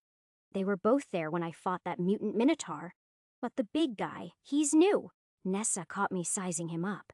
Hey, Bruce, meet Jay. Jay, meet Bruce. This is our team captain. The large, light-skinned man with dark features walked over to me slowly with his heavy metal shield to the side. I use Inspect and Appraisal. LV, R, T Yao. Active items. Heavy steel shield, Joan Sibai defense. Steel armor set, Joan Senbai defense. Leather boots, Joan Ibai Wusher speed. High ogre's ring, Baifunju Zheng Wusher mental. Strength Rodrigo's silver bracelet, active skills. Body hardening, nice to meet you. If you're a friend of Nessa's, you're a friend of mine. He reaches out a hand and I shake it hesitantly, but keep a smile on my face. Nice. To meet you too. I continue scanning the area around us using enemy detection and inspect on a huge radius. Nessa's eyes light up as she looks at me using multiple new skills, but I'm not too worried about it. Our bigger problem is the Arshitsi other teams on this floor right now. It seems like we overslept. It's getting crowded here. Maria walks over to me. How was your nap? Ready to continue? I smile. Yeah, it was pretty nice. Then you were sleeping. Nessa looks at me like I'm insane. I laugh. Yeah, we did take a small break. Nessa, meet Maria, and Maria, meet Nessa. They stare each other down for a moment, then both nod before looking away in different directions. I gulp softly, then notice Nessa holding herself up by her sword. The other Sen teammates doing the same thing, using their gear to keep themselves upright. Now that I take a closer look, they're all pale and exhausted. Hey, Zan, are you guys all right? You all seem sickly. Nessa looks back at me and nods slowly. Yeah, we've just had a long day. Moving slowly and only engaging with parties much smaller or weaker than us is tiring work. If you didn't wake up during our fight, I'm not so sure what would have happened. It's taken a while to climb this high. Plus, that last dungeon was brutal. Maria looks over at me with a grin on her face. I would have wiped the floor with them if you didn't stop me. I laugh. Oh yeah. Nessa looks over at her with an annoyed glare, but didn't say anything back. Maria is right, and she knows it. I open up my item box and throw her my half-tin empty water bottle. Don't drink it all, but take what you need. Nessa's eyes light up as she catches the bottle and begins drinking from it instantly. The moment she does, something feels off. And very familiar, I yell out, "Stay alert! Someone else is here!" Everyone starts looking around and drawing their weapons. I erupt into flames to hide my use of Berserker and expand my range of enemy detection. Still, nothing shows up on my radar. Was it a false alarm? My eyes move back and forth as I scan the woods around us in my paranoid state. The rest of the group stands on edge in confusion as well. Then I sense a small pitter and patter of footsteps, and it clicks. Just a moment too late. Sheng-En censure me in front of me. I watch two shining daggers pierce through the neck of the tank leaning against a tree.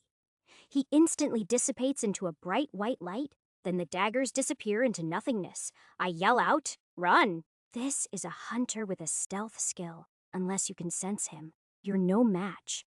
Maria turns to me, glowing bright blue. Is it that guy from before?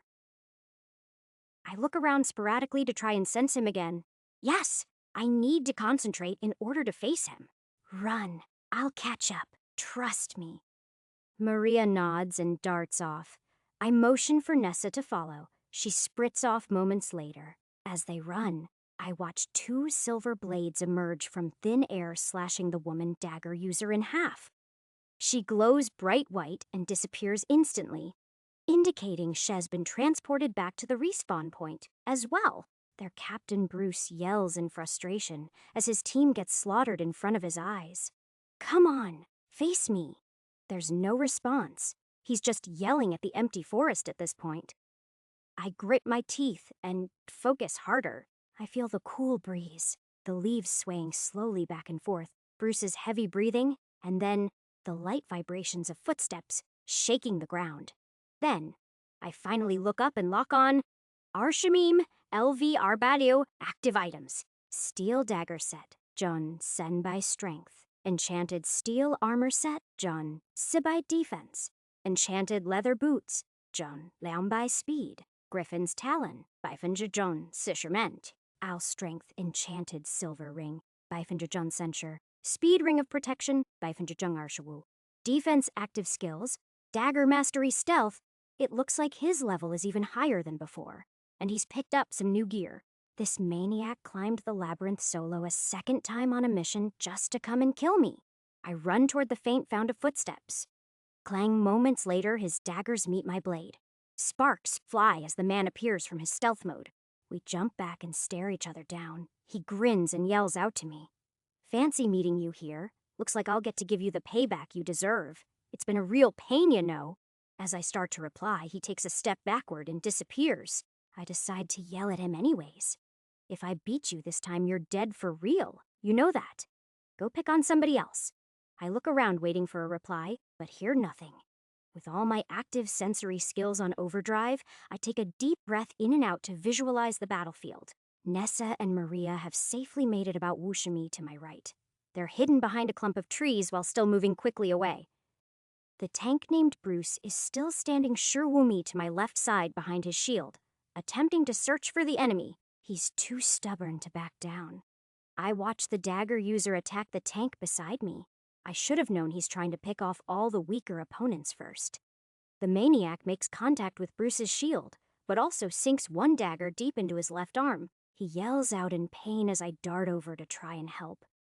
The dagger user disappears, then suddenly stabs the tank deep in the back. To my surprise, he's still standing. Bruce lets out a yell and manages to slam his shield against his opponent's head as he disappears into stealth mode again.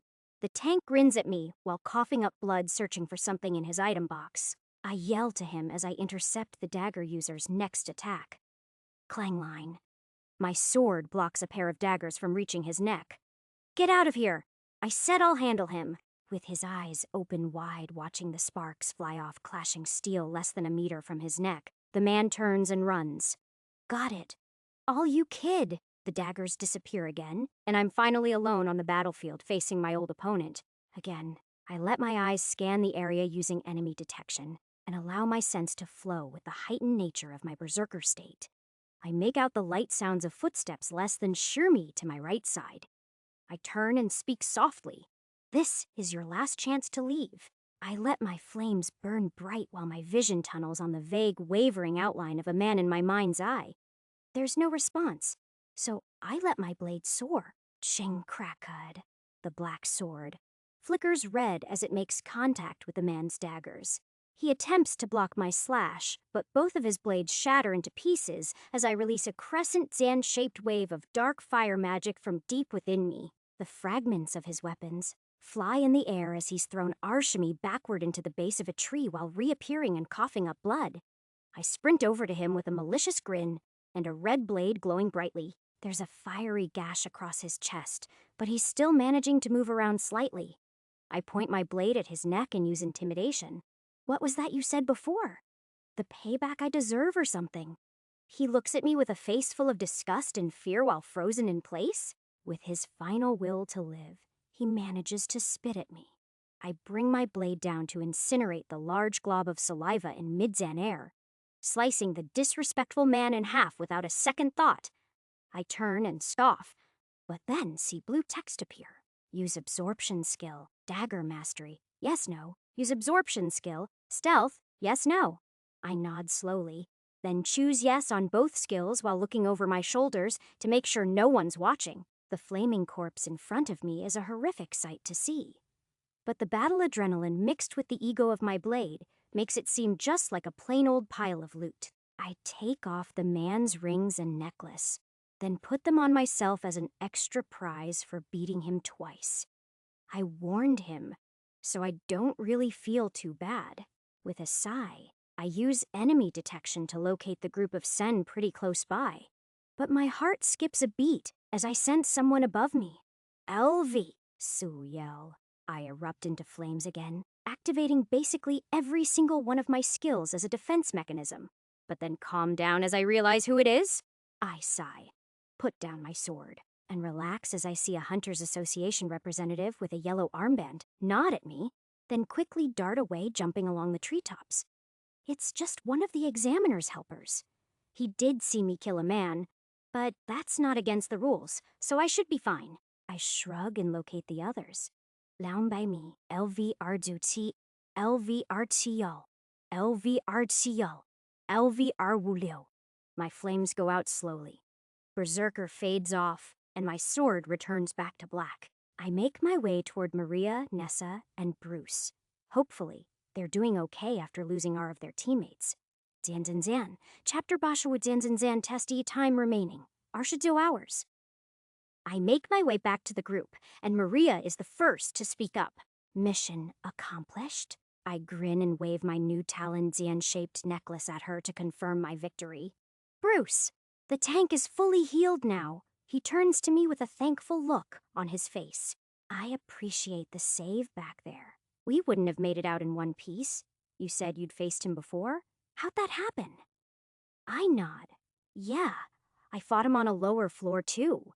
Fortunately, Or I guess unfortunately he's not coming back this time. Sorry about your teammates. At this rate, they won't be passing the exam. Bruce crosses his arms and shrugs. We already made an agreement before entering. If any of us fall behind, it's in our best interest to keep moving forward. We may have come as a team, but each of us is here to pass the exam as an individual. I look around to see Nessa nodding as well. I turn to Maria. She's close by my right side. How about us? What's our plan? Maria shrugs and replies, I guess we can do the same deal. We're too far in to wait for each other now. I nod and look around with confidence. Agreed. I doubt we'll run into that scenario anyway. Nessa jumps in. Well, you're full of yourself today, aren't ya? I know you just saved us, but come on, this is still just testy. We all laugh a bit and keep walking toward the back of the dungeon. I lead the way using enemy detection to keep us away from as many teams as possible. Maria takes the lead every once in a while to make our weaving path a little less suspicious. Nessa and Bruce just seem to be thankful there are no enemies around. They don't speak up to question it. I have a feeling Nessa knows exactly what's going on, though. Her skill is mimic, after all. We battle Lumi or groups of ogres, then make it to the boss room without facing any other teams. Before we enter, I speak up. Hey, Nessa, what skill are you using today? She grins. How about I show you? I nod, then all C of us enter the boss room. It's a gross, wet-caved, Zan-like environment with high rocky walls, pretty much the same as every other mountain or forest dungeon boss room. We wait around in silence for a few seconds until a massive mutant ogre appears. It's level Yaljoba CM tall, has dark green skin, and smells like rotting flesh. Nessa runs forward, and we all stand back to watch. Her long silver sword begins to glow with a light pink tint. I've never seen anything like this before. She jumps up at the roaring beast and slices through its neck like butter. This isn't overly impressive. There's still a pretty large skill level gap, but that was no ordinary cut. The monster's flesh dematerializes the moment it makes contact with the pink aura around Nessa's blade. I use appraisal on her to fully examine what's going on with that skill. Mimic, combat magic, mana manipulation. I raise an eyebrow as she turns back around with her head held high. So, what do you think? Mana manipulation is pretty neat, isn't it? I nod as she walks back over to us. It is. What exactly can it do? More importantly, where'd you get it? She chuckles. It's our guildmaster's skill.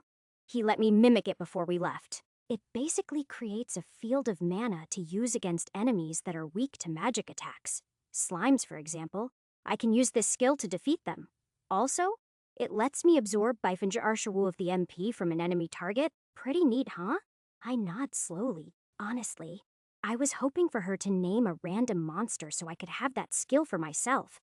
The Terra Guildmaster, on the other hand, I don't think I'll be attempting to kill him anytime soon.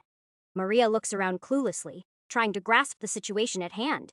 Nessa laughs for a moment, then fills her in on the details while the white light transports us to the next floor.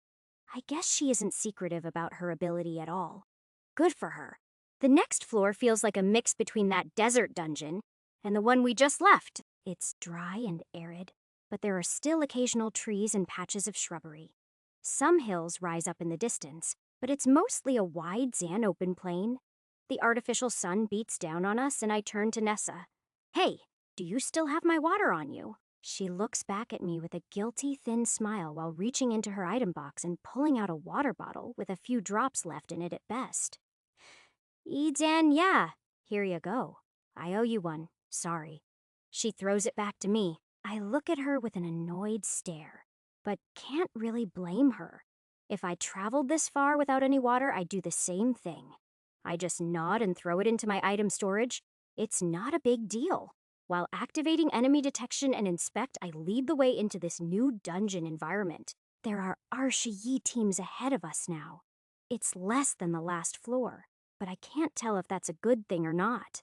After our little nap, it seems we've fallen back into the middle of the pack. I was unconscious for about Launsau Shirars. I have no idea how many teams passed us. The fact that we could be running out of time to reach the top Arbai is a worry in the back of my mind. Come on, let's pick up the pace. I begin running and Maria follows without hesitation. Nessa and Bruce follow soon after. We never formally agreed on it, but it seems like they've joined our party for now, after the extermination of their 2 teammates. I'm not opposed to it. I just have to keep my skill use to a minimum in front of new people. They can handle the monsters for now. I already saved their lives. There isn't much more for me to prove. We continue running for about 15 分钟 Utes before approaching our first group of monsters. Once we get close enough, I take a step back and yell out. We have some company. Take care of them. As I step back, a pack of lizardmen approaches with long spears and shiny silver armor. They're all about our height, around Lao Mi tall, not including their tails. I use Inspect and watch Nessa and Bruce prepare to take them on. LV 217, LV 209, LV 209, LV 208, LV 208, LV. Arlie knew one of them stands about half a meter taller than the other. It seems to be the one calling the shots. Nessa's blade begins to glow pink, and Bruce Reedy's his shield charging forward. She follows close behind, using the tank as a distraction to cleanly slice the heads off of every lizardman one by one with ease. They squeal in agony, and we continue our trek without waiting for the beasts to dissolve. Bruce and Nessa have a battle strategy down to a science. This must be how they normally fight monsters. As we continue, they clear out mobs while Maria and I navigate through the dungeon. After Lumior encounters and Liansausher hours of slow jogging, we make it to the boss room without a problem. Bruce speaks up before we enter. We didn't see a single team throughout this entire dungeon. Are we really that far ahead? Or behind? I smile. Let's just call it good luck. I think we're right on schedule. He nods with a happy grin of ignorance. We actually managed to pass Baoensausher all teams on our way to the boss room. Using enemy detection let us avoid large battles that were breaking out in the central part of the dungeon. I thought it'd be better not to mention this at all. We all enter the boss room moments later. Again, I let Nessa and Bruce handle the boss. We're in a small cave with a sandy floor. The boss is a level Ararlu lizardman with a large spear, beady red eyes, and dark green scaly skin. The beast stands over Sendirn Wumi tall, but before I could get a good look at it, Nessa already finished it off. We transport to Floor Zhou a few minutes later. Once the white transfer light dissipates, my vision seems to still be foggy. I look around, but everything is still white, and I'm freezing cold. I yell out, "Hey, get back!" Then ignite myself into a ball of fire. The visibility is a little better. I can see my 3 teammates beside me trying to get as close to my flickering flames as possible without getting burned. The cold dungeon ground in front of us is lit up for about Senshimi, but anything further ahead just disappears into a white void. So this is real snow. I turn to Maria and we both grin a little. This is a winter dungeon. There's heavy snow covering the hard, rocky ground, and it seems to be pouring down even more of it. I use Inspect and enemy detection, then my eyes open wide. There's Sisha-sen teams in this dungeon, and a lot of them are standing still. The monsters here travel solo, and they're all pretty high levels. Let's move, and fast. I don't like this dungeon one bit. Stay alert. We all moved forward at a steady walking pace. My flames last about Senshifenjong Utes at this low rate of use, so I don't mind being a walking space heater for the group. After the first half an hour passes, I reach into my item storage to pull out a handful of mana crystals from the rat dungeon. I use Plunderer on them, and it takes about 10 of them to restore my MP to full. No one seemed to notice or care. After another Shuofinjong Utes pass, I can't avoid one of the moving targets unless we start to run. I yell out, "There's a monster coming our way. Get ready!" Bruce and Nessa get ready for battle, and I sit back enjoying my new unofficial party leader position. It's nice being in charge of a group. Thud and thud, thud, thud, thud. Thud thudded out from the icy white void in front of us. An enormous mammoth appears.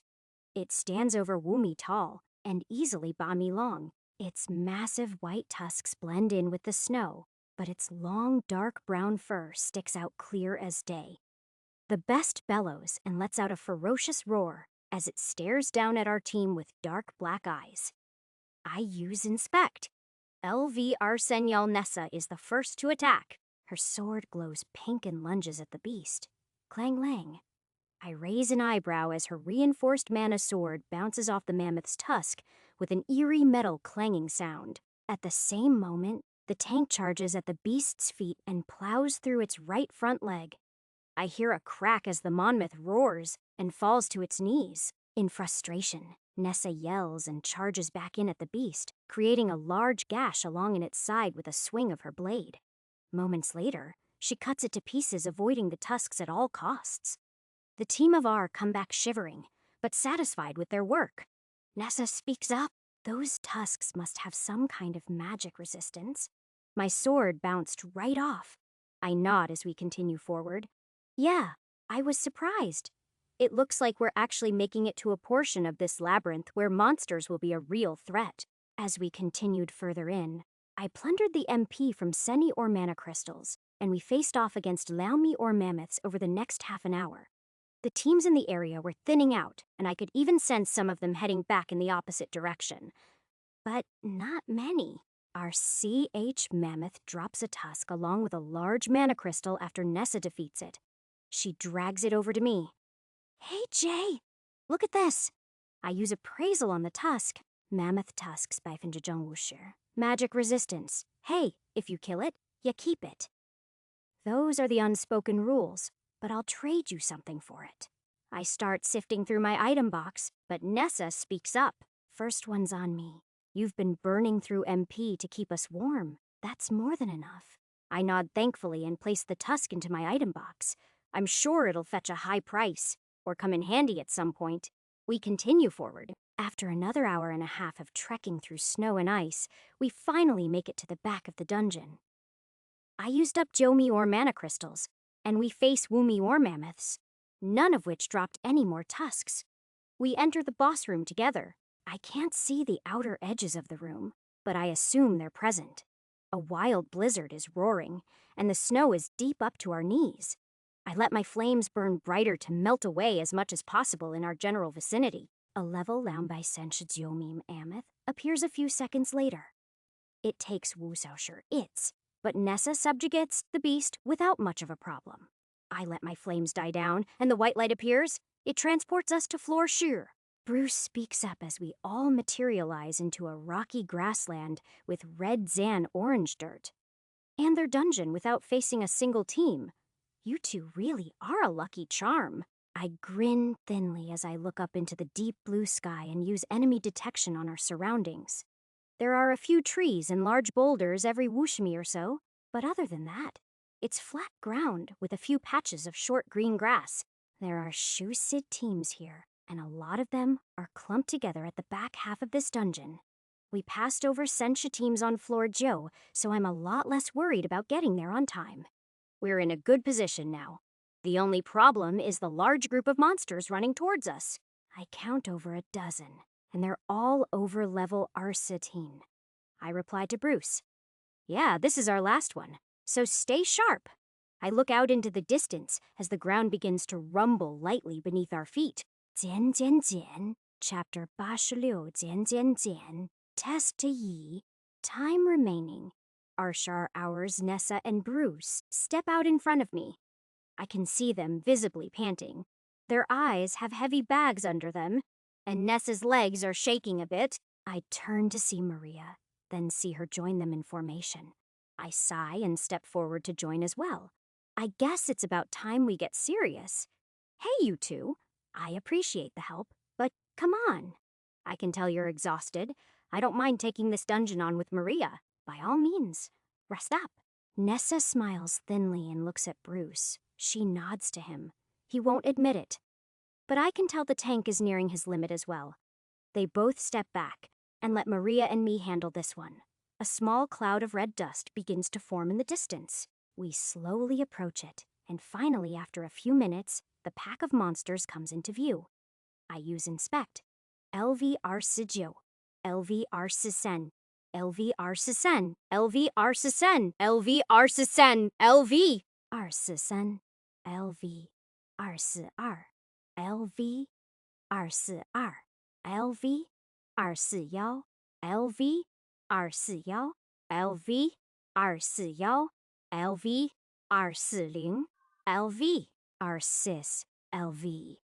Arsidun. I grin as I see a group of wild hounds charging toward us. They all have dark red fur, laser Zen focused eyes, and sharp Zen looking teeth. They're Yidermumi tall at most, and semi-long from head to tail. Their muscles are compact and ripple between long, graceful strides. Some of them seem to be giving off a nasty, dark red aura. The pack growls and each one of them lock their eyes onto different targets. These are some real wild beasts. I use appraisal on their leader. LV. Arsidjo active items. None active skills. Intimidation, bloodlust buffs. Baifinjijong Wusher. Speed za agility. Za mental strength. I turn to Mara while bursting into flames, and she begins to glow bright blue, matching my display. We run at the ravenous hounds with our blades held at the ready. Once in range, I can feel the stares of intimidation from the pack, making the hairs on my neck stand up. I activate Berserker and continue forward without hesitating. In a battle of wills, whichever opponent has the higher mental strength stat will prevail using the intimidation skill. Maria and I are well above the necessary threshold. We make contact and let loose. Maria freezes Wu Xiaoshi, ounce solid in a matter of seconds. I slice the heads of Sen clean off in a single focused blow while looking up with a satisfied smirk. My speed and agility are just fast enough to weave in and out of the monsters. Maria, on the other hand, is a bit slower. She's using walls of ice to keep them occupied. On contact, she can freeze them solid. The dogs that glow red are significantly faster and exceptionally agile. It seems like they act much more recklessly and jump straight into danger without thinking. This must be a side effect of their bloodlust skill. I turn to Maria. Keep the rest of them busy. I want their leader. She nods and turns to the remaining underlings growling at her with murderous glares. I face the leader. It has a powerful red aura around it, similar to my Berserker skill, but with a slightly darker, more ominous crimson tint. I can feel the waves of energy coming off this beast.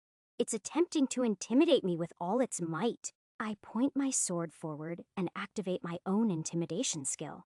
The moment my wave of energy hits the beast, I see the mutt's eyes open wide as it attempts to growl and put on a final menacing glare. A few seconds later, it begins to whimper and falls to the floor with its head bowed down.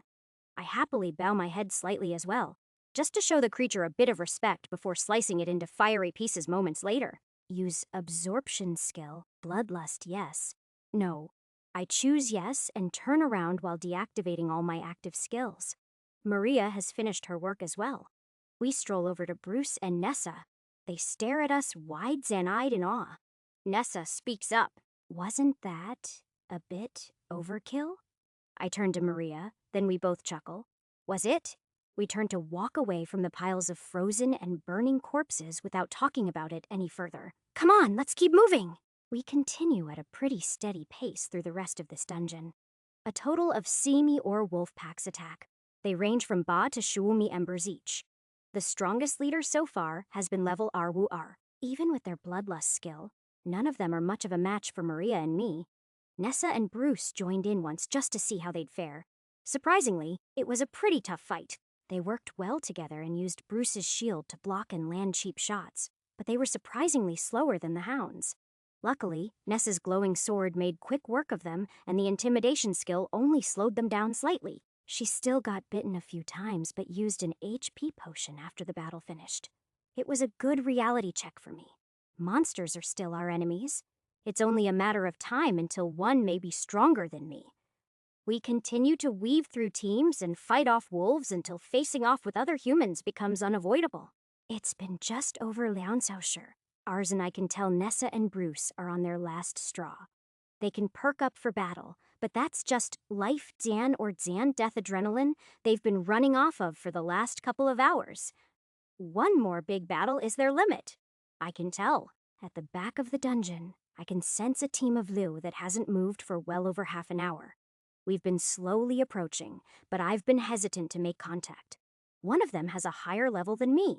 Eventually, I let out a sigh and decide it's time to see what's happening over there. We make the trek over a few small hills, and the boss room portal finally comes into view. The Liu people I sensed earlier are crowded around it.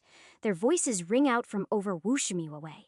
A big man with bright orange hair wearing heavy armor and carrying a dark black sword is facing Wu other men. He's yelling and pointing his sword at them angrily. Oh yeah, if you don't want to pay, then I guess you're not getting through. A thin, tall, dark-haired group member stands up to the armored tank with his own sword pointed straight back at him. It's Wu against buddy. We're not paying you a single bronze piece. Get out of our way. The big orange, haired tank lets out a sigh. Too bad.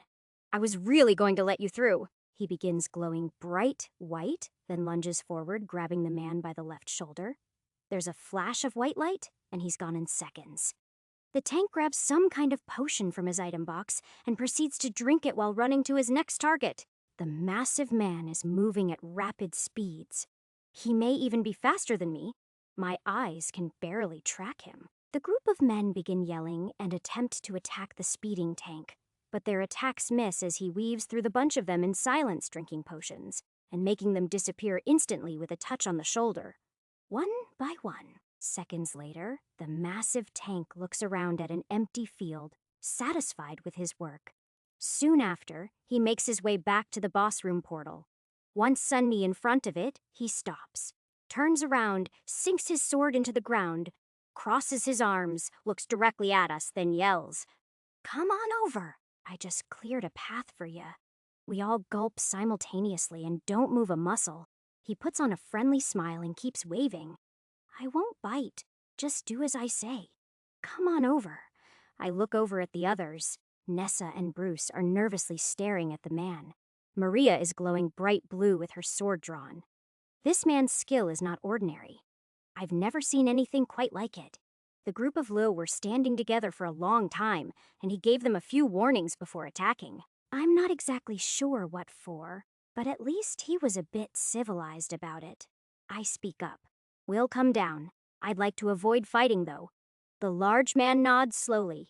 So you're the smart one of the group, aren't ya? I don't reply, but motion my team member to do as he says. Nessa and Bruce reluctantly agree. They're the first ones to approach. Maria and I follow close behind. It just feels a bit more natural to have our shield wielder up front for now. As we make it to the bottom of the hill, the orange-haired tank speaks up again.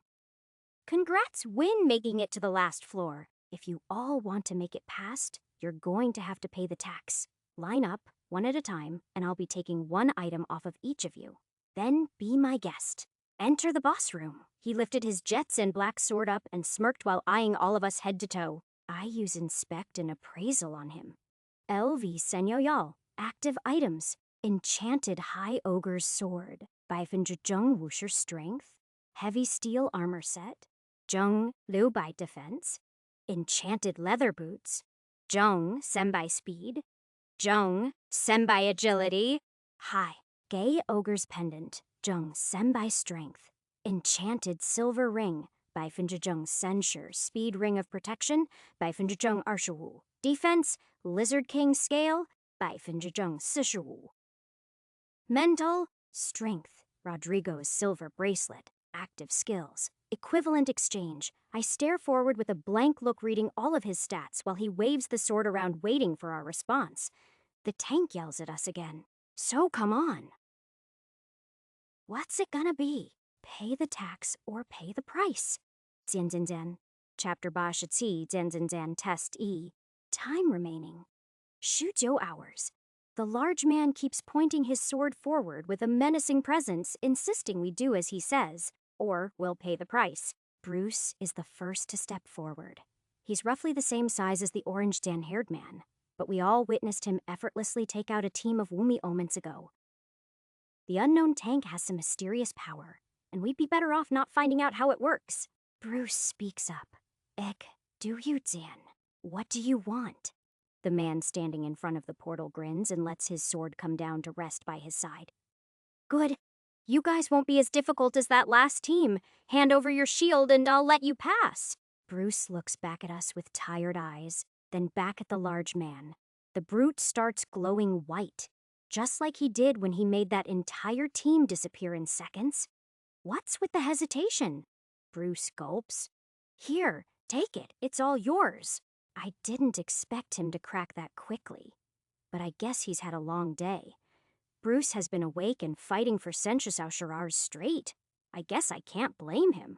His shield falls to the floor by the orange tan-haired man's feet. The man motions for him to pass and for Nessa to step up to him. Bruce walks over to the swirling portal and Nessa does as the man wants. He looks her up and down, then speaks up. You have nothing of value. I want all your potions.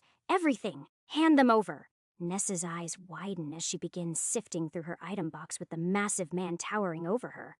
She dumps half a dozen random potions onto the hard dungeon floor without hesitating. Good. Now you two get lost. Next. Nessa quickly runs over to Bruce, and they wait with wide eyes as Maria steps up to the man.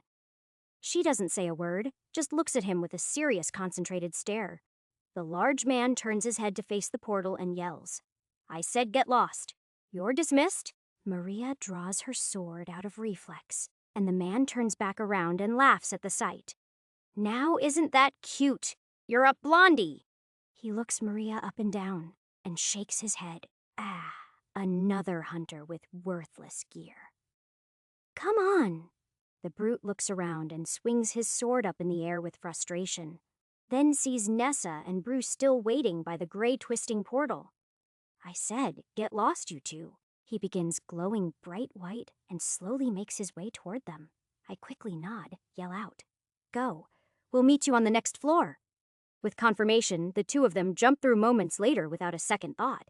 The brute turns back with a moderately angry expression. He makes eye contact with me, glances down at my sword, then a wide grin appears on his face. Hoo-hoo! Now would you look at that beauty? I proceed to point this beauty directly at his face. Not gonna happen. The orange tan-haired thug lets out a bellowing laugh. Oh, trust me it is. Drop the sword. Then for you, miss, leave all your potions with me, every last one of them. Maria starts glowing bright blue and looks over at me. I stare back at her. Don't take him lightly. I'd give him your potions and leave if I were you. Seriously. Maria shook her head and looks back at the man angrily. I won't let you take anything from me. Not a single potion, and stay away from Jay's sword. I can't help but smile a little bit. She's definitely not looking to get rid of her potions, but Mara is much more defensive about my sword. How cute. I burst into flames and activate Berserker.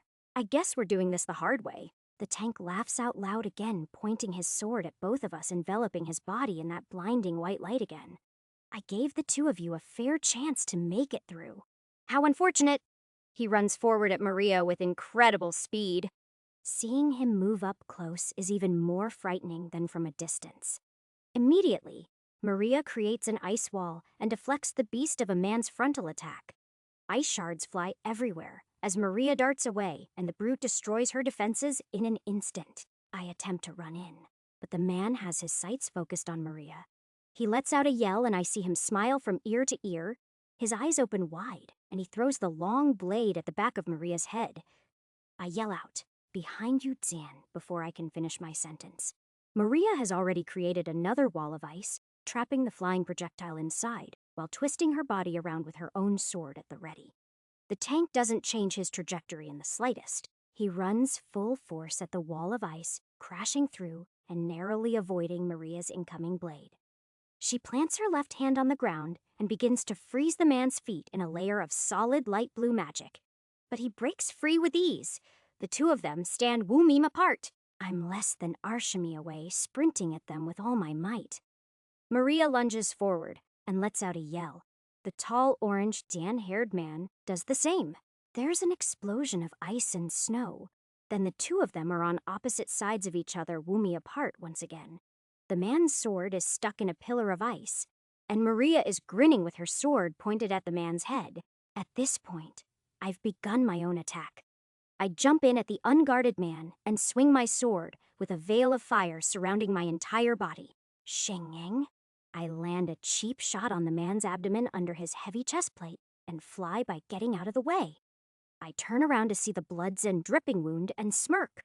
To my surprise, he's grinning as well. Maria jumps forward and attacks the wide, Zand-open man as well. He stays still and doesn't move a muscle, welcoming her attack with open arms, shinging a direct hit. Maria's blade penetrates the man's abdomen, right below the wound my sword created. It's a deep shot, but doesn't quite make it through to the other side. He looks down at her with a menacing glare and grabs her right shoulder while still skewered by the long silver sword. The dim white glow all around him begins to shine brightly again. Maria cries out in pain, and I see the man drinking an HP potion through the blinding white light as Maria falls to the ground beneath his feet. Once the brightness dissipates, Maria is gone.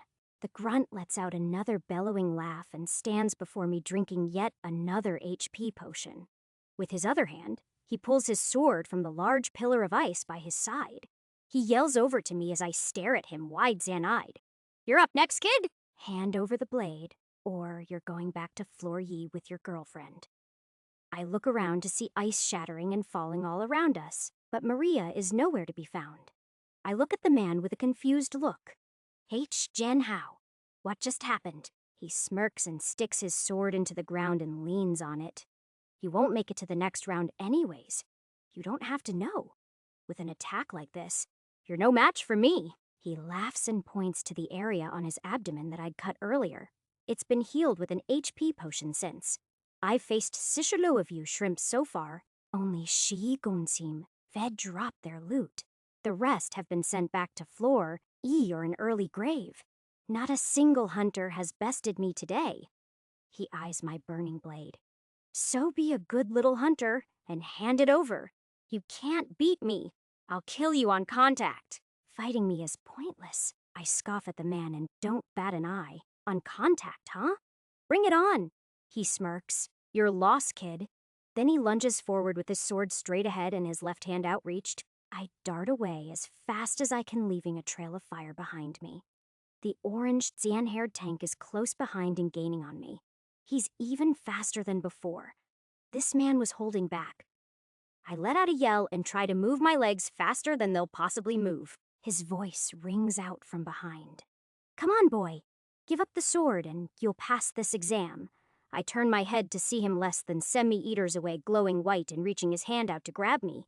With a yell, I activate one of my new skills in desperation, Bloodlust. I feel a powerful surge of energy enter my bloodstream, flowing from my heart to my stomach, then all the way down my legs, deep into the vines in my toes. My right foot grips the hard ground and I'm propelled forward with a burst of new speed and power. My flames glow brighter and the aura of my berserker skill mixes with the dreadful new aura of this bloodlust skill. The grunt on my tail is lost in an instant. My new increase in speed and agility boost me forward, saving my life at the last possible moment. I create a shoomy gap, then turn around to face the man with a brand new murderous stare in my eyes. This new power feels incredible. All I want to do is kill. He stops in his tracks as well and looks me up and down. So you're quick, aren't ya? I run at my prey without a second thought. The exchange is quick, but doesn't go as well as expected. We both lock eyes and run at each other. The man in front of me drops his sword. With both hands in the air, he's just running at me like a maniac with wild bloodshot eyes. Come, Harry! I grit my teeth and focus on my target with tunnel vision. I need to hit him, but I can't get hit. All of his past victims flash before my eyes. They only die on physical contact when he touches them. Shenge? A direct hit. Well, kind of. I manage to leave a small gash on his right arm. He bleeds a bit, grunts, then turns to face me with an insane smile across his face. I charge at him again. Shing! Another hit! On his left arm this time. A small gash, but I just need to keep him occupied for now and drain his HP. We turn to face one another and complete the exchange again. Shinging. Another gash appears on his right arm, dripping blood, until the small amount of flame residue left behind burns the wound shut. Then we run at each other again. And again. And again. I've landed Lusauscher. It's in a row on this beast, and he's showing no signs of slowing down. I can't hit any vital spots because getting too close to the body will leave me wide open for his attack. I need to stay a full sword distance away at all times to be safe. I run at the man again. He runs at me. I focus on making a small wound on his right arm, then darting out of the way as fast as possible, just like my last half a dozen attacks. But at the worst possible moment, woo me away from the glowing man. I begin to slow down. The flames on my blade begin to flicker, and the aura around my body starts to glow dimmer. I've run out of MP. In the chaos of battle, an adrenaline rush of my new bloodlust skill, I've completely neglected to conserve my energy. The tank in front of me begins laughing maniacally and yells as he grabs my left shoulder. "You're done, kiddo." My vision goes white and I feel a searing pain flow through my entire body. It's like 1,000 tiny swords are stabbing me all over, and all at once. It's hot, then cold, then super hot again, then finally freezing cold. It's one of the oddest sensations I've ever felt. I yell out in pain as I fall forward, attempting to catch myself with my sword on the hard ground. With blurry vision, I look up to read my status at 1490%35 HP and 1490% MP. The orange zen-haired tank is towering over me while drinking an HP potion and grinning ear to ear. Looks like I've gotcha now. Any last words? Jian Jian Jian. Chapter Ba Shiba Jian Jian Jian. Test Yi. Time remaining. 19 hours. I let out a yell and push myself backward using my sword as a propellant. The massive man glows brightly with his hands outreached toward me. I throw myself back about Woomy in the air, with all my strength, while digging through my item box vigorously. A handful of HP potions fall onto the floor before an MP potion finally pops out. I lock eyes with the man as I rip the cork off it with my teeth and chug it down as fast as humanly possible. All of a sudden, he stops running at me and places his hands on his hips. That's all I needed, kid. This could have been over a lot sooner. With this brief moment of rest, I keep my eyes locked on the brute and aimlessly grab at the floor around me until I make contact with an HP potion. I gulp down its contents without hesitation, as the man just stands in silence grinning. The orange tan-haired tank eyes me up and down while standing in front of the sword I left stuck in the ground before him. His smirk widens, and he grabs it tightly, attempting to pull it from the hard dirt. Damn you, little SS Jan. The grunt's hand bursts into flames as the sword begins to glow bright red. My eyes widen as I remember it's bonded to my blood. No other person can possibly wield it without being burned. The man begins to glow white with an angered, Zan-filled expression across his face and runs at me. I activate Bloodlust, then turn to run. There's no way I can get hit by an attack like that again. It decimated all of my HP in less than a second last time. It was nothing more than pure luck I made it out of that exchange. He won't get distracted by my sword next time either? Oh, right. My sword. After launching myself away from the brute with all my might, I turn my head to look over my shoulder and see him chasing close behind. My mind is spinning and my heart is pounding out of my chest. I take a deep breath in, then let it all out as my mind calms down and a plan begins to formulate. Stealth! Just like that, I disappear mid-zen step. Well, I disappear from my assailant's perception at least.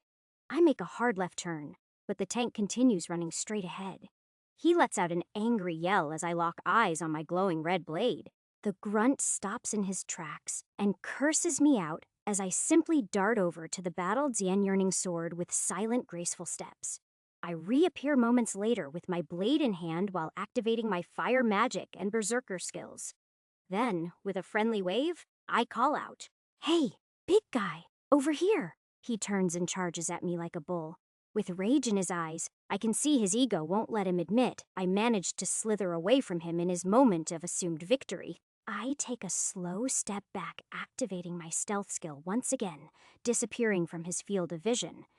He stops in his tracks, wildly swinging his head around in confusion.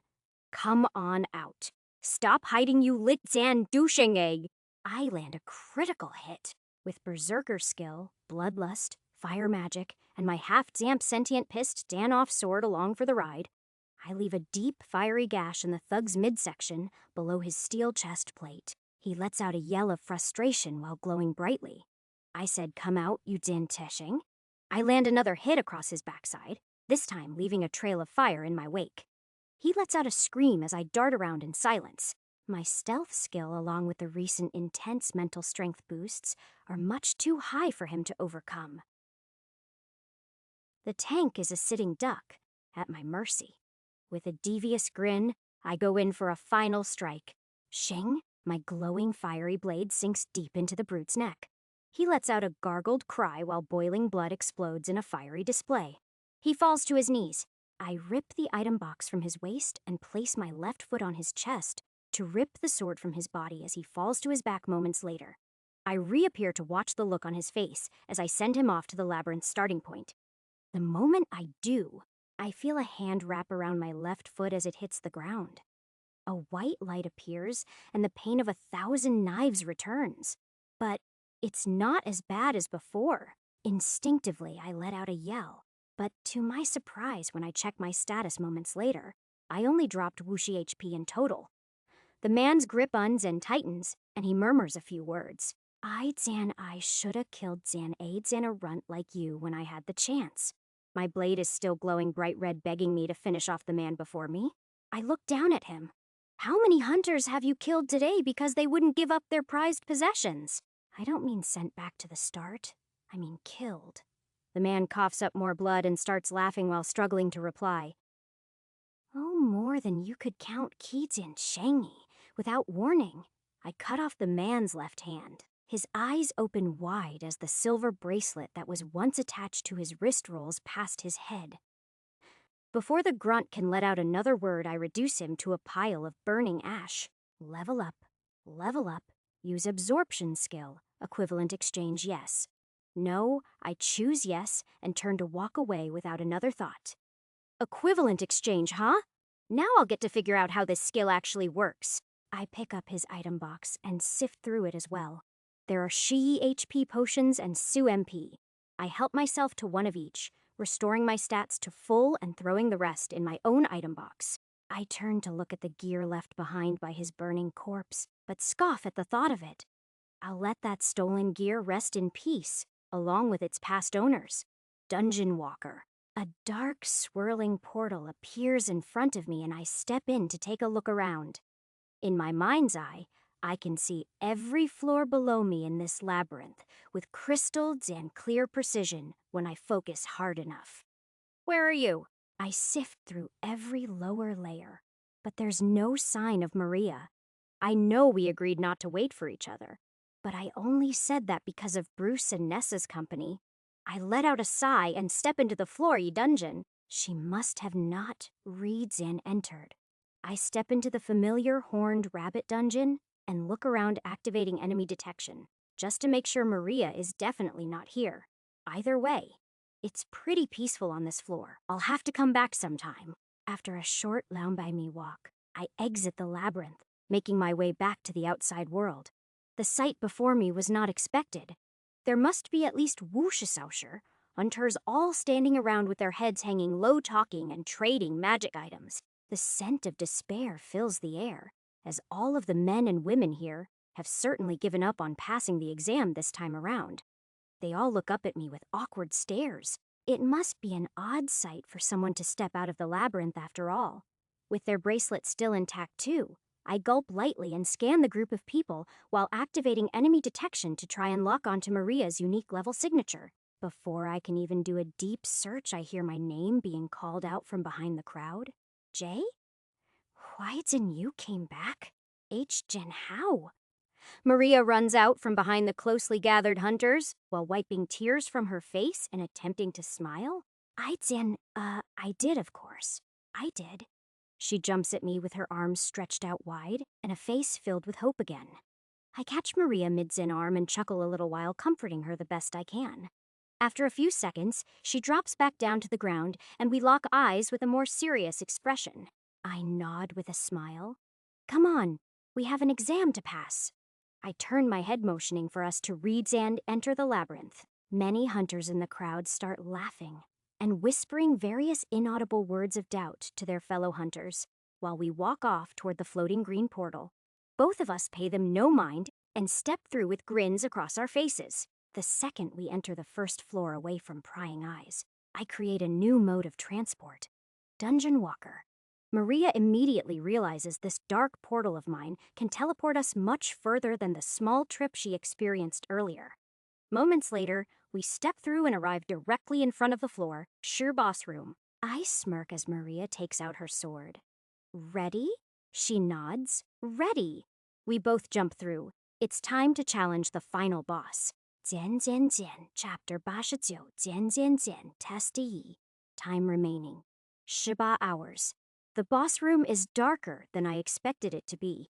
The hard soil remains the same, but the artificial sunlight has left the sky. In the distance, I can see the familiar large cave Zan-like walls wrapping upwards to create a closed Zan-off arena for this boss battle.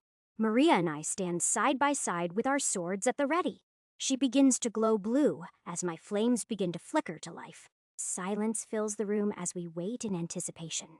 I scan my surroundings with inspect, enemy detection, and appraisal. Seconds later, 6 red glowing eyes emerge from the darkness before us. The sound of heavy chains clanging together rings throughout the cave, and a burst of flames lights up the enemy that walks out from the darkness. Love, Ardo yell active items, cursed shackles, fire aspect active skills, intimidation, bloodlust buffs, 50% speed 加 agility 加 mental strength. Thud, thud, thud, thud. A vicious 3-headed dog stomps into view with heavy metal collars around each of its necks. Long broken metal chains hang from each of them, just barely swinging above the ground. The beast stands over semi-tall. From head to toe, it's at least Bami long. Well, from its middle head at least. The monster's eyes stare us down, and saliva drips from its 3 mouths as the white jagged teeth reflect off of the fiery display, permeating off of each of its limbs. A dark red aura covers its entire body as well. This is one horrific Zan-looking monster. It lets out a series of growls as the flames on its legs burst into even larger flames. I feel a wave of intimidation hit me. Then, the beast runs forward. Our battle has begun. Without another word, Maria darts off to the left, and I take the right. The enormous hound moves its heads on either side to track us both as we run off in opposite directions. I activate Bloodlust, Berserker, and my own intimidation skill to match its energy as I run closer and closer to the beast. The hound winces. Then, its collars glow red. The glowing chains are visibly burning the dark fur around its neck. Moments later, it charges forward, breaking free of my mental trap. With incredible speed and accuracy, the monster launches an attack straight at Maria. It definitely is not fond of my intimidation skill. The beast is trying to take out easier prey first, then it'll deal with me. A loud collision occurs as Maria summons a wall of ice, and the flaming hound throws itself head-on first into it. Ice shards fly everywhere as she narrowly escapes in the confusion. I follow close behind now, covered head to toe in flames of my own. As the beast emerges from the cloud of ice and snow, I launch my first attack, Sheng. My sword lands, a deep slash through the left head's neck, following through to leave additional damage across its backside. It lets out a murderous roar as the chains glow red again, creating plumes of smoke from the burning fur and flesh. This only makes the beast more angry. Its eyes glow red as it stomps its feet. The left head eyes me up and down, while its right side watches Maria ready herself. We lock eyes momentarily. Then I run at the beast again. The monster erupts into flames and shakes its heads in frustration. Maria places her left hand on the hard ground and lets out an immense wave of ice magic. The hound runs toward her but is stopped in its tracks by the cold white crystals creeping up its legs. Crack-cud. The monster breaks through, but Maria releases another wave. Every step the hound takes is slowed down by Maria's ever-Zan regenerating ice trap. It growls, staring her down as she chugs an MP potion and lets out more intense waves of magic. I take this opportunity to commence my second attack. I sprint at the monster with a wide grin across my face. With another graceful lunge and jump, I land on the 3-headed dog's back as it struggles to move forward through the ice in front of it. The heat radiating from its chains is almost unbearable, but it's nothing I can't handle. Without hesitation, I lift my sword and pierce it deep into the monster's spine right below its middle neck. While using Plunderer to take in its mana, I release a steady flow of fire residue into the creature's body. It flails its heads and roars in pain. As Maria keeps it bound in place, an intense wave of intimidation hit me as the monster tries helplessly to break free. I watch the red glowing collars burn deep into the beast's neck. They begin glowing brighter and brighter as I continue to burn this beast to a crisp. Something about this doesn't feel right. My eyes open wide as I realize what's happening. Just a few seconds too late. Maria, run no Dan. Kaboom! The chains on the monster's neck hit their limit. The glowing becomes unbelievably bright. Then, it explodes into a highly destructive ball of flames. I use my body hardening and brace for impact as the fiery shockwave hits me. I watch Maria create a dome of ice as I'm thrown backward arshimi in the air.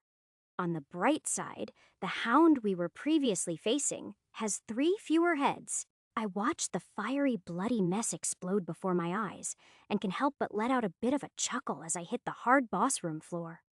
The fire clears and the dust settles. I pick myself up and regenerate the minor broken bones from my fall. Maria emerges from her dome of ice, and we take in the view.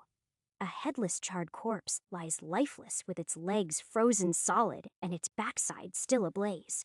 We walk over to it slowly, with our swords out in front of us with curious looks on our faces. Less than a minute later, the corpse begins to disappear. Clang. A large pink mana crystal falls to the floor, along with a pile of dark silver chains attached to a circular shackle that looks about human neck-sized. I use Appraisal, cursed shackle's fire aspect, then turn to Maria with a grin. Well, I did say the next rare item is mine. She looks at me wide-eyed. Zan, yeah, you did. They're all yours. I nod slowly and place the chains in my item storage, then throw Maria the mana crystal. That was a good fight, right? She catches the stone, places it in her item box, then nods in agreement. Yeah, definitely our toughest one yet. It had to go and blow itself up, though. We laugh together as the white transfer magic brings us up to the next floor. A familiar voice rings out as Floor Shii materializes in front of me. Congratulations, you're number Basha Sen. I see Rodrigo standing less than sen from us with a calm, emotionless look on his face. He walks over slowly and hands me a small white coin with the number Basha Sen printed on it in black text. Then he turns to Maria. Congratulations, you're number Basha C. She accepts the coin as well, and we both look at him with puzzled stares. His red suit pops out in front of the bright green dungeon grassland before us. It's oddly similar to the slime floor from earlier with rolling hills and a bright blue sky, but I doubt there would be another slime dungeon on Floor Shii, right?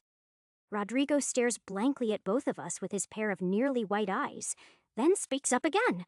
Well, it seems you two still have Shetsi Xiaoshi, ours or so remaining until the next test. So far, you have proven to show your proficiency in basic combat, simple teamwork, energy conservation, and of course, a little bit of luck. Your next test will be a bit more personal. It will be testing your individuality, perseverance, and ability to grow and adapt to your environment. Please join the others. You may trade, eat, sleep, exercise, and do as you wish until the next test begins. The only rules are you may not enter Floor Sharar, and you may not fight other exam members until the start of our next test. Do I make myself clear? We both nod our heads up and down without saying a word. Rodrigo looks us both up and down one last time. His eyes stop momentarily at the sight of Maria's left wrist. Well, very good. Please do join the rest of your exam mates. He glows white and steps to the side. I can't believe my eyes. Seemingly out of nowhere, the air begins to ripple in front of us to reveal a massive white fair tent.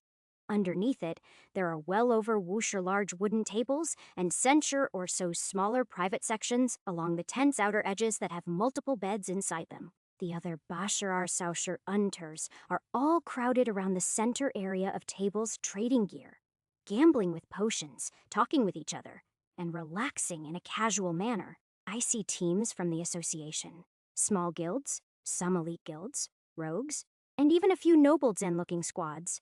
These are the best of the best here. Well, at least the fastest of the fast. I take a closer look to see if I recognize anyone in particular as we begin to walk over. That one team in shiny gold armor with the barrier summoning skill is here. And also that duo with the lightning skill and defense buffs. I recognize one team of rogues from outside the labyrinth too. They're a team of Sen with high levels and unusual gear. The man with the speed cloak and snake tattoo on his hand stands out the most to me. I continue scanning the crowd, attempting not to make eye contact with any of the yellow armbands and wearing guards surrounding the tent. Then, I see a familiar face, staring at me waving happily. "You guys made it!" Nessa smiles and motions for us to come over to the table she and Bruce managed to get for themselves. I wave back, and we begin to walk over toward them. Maria follows. What a bizarre sight to see in a dungeon. I guess now, all we can do is socialize and wait for the next test to begin.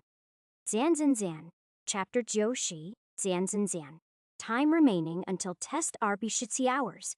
We walk over to sit across from Bruce and Nessa at a long wooden table. I scan the area to see more and more unfamiliar faces. Some smile while others glare. A few seem to be in the private closed Zanoff areas resting as well. Maria keeps her left arm under the table. Nessa speaks up first. "So what happened?" "You took so long we thought Zan." I smile and interrupt. "We came to an agreement with that stubborn orange Zan-haired brute. It just took a while. Long story." I turn to Maria and sigh.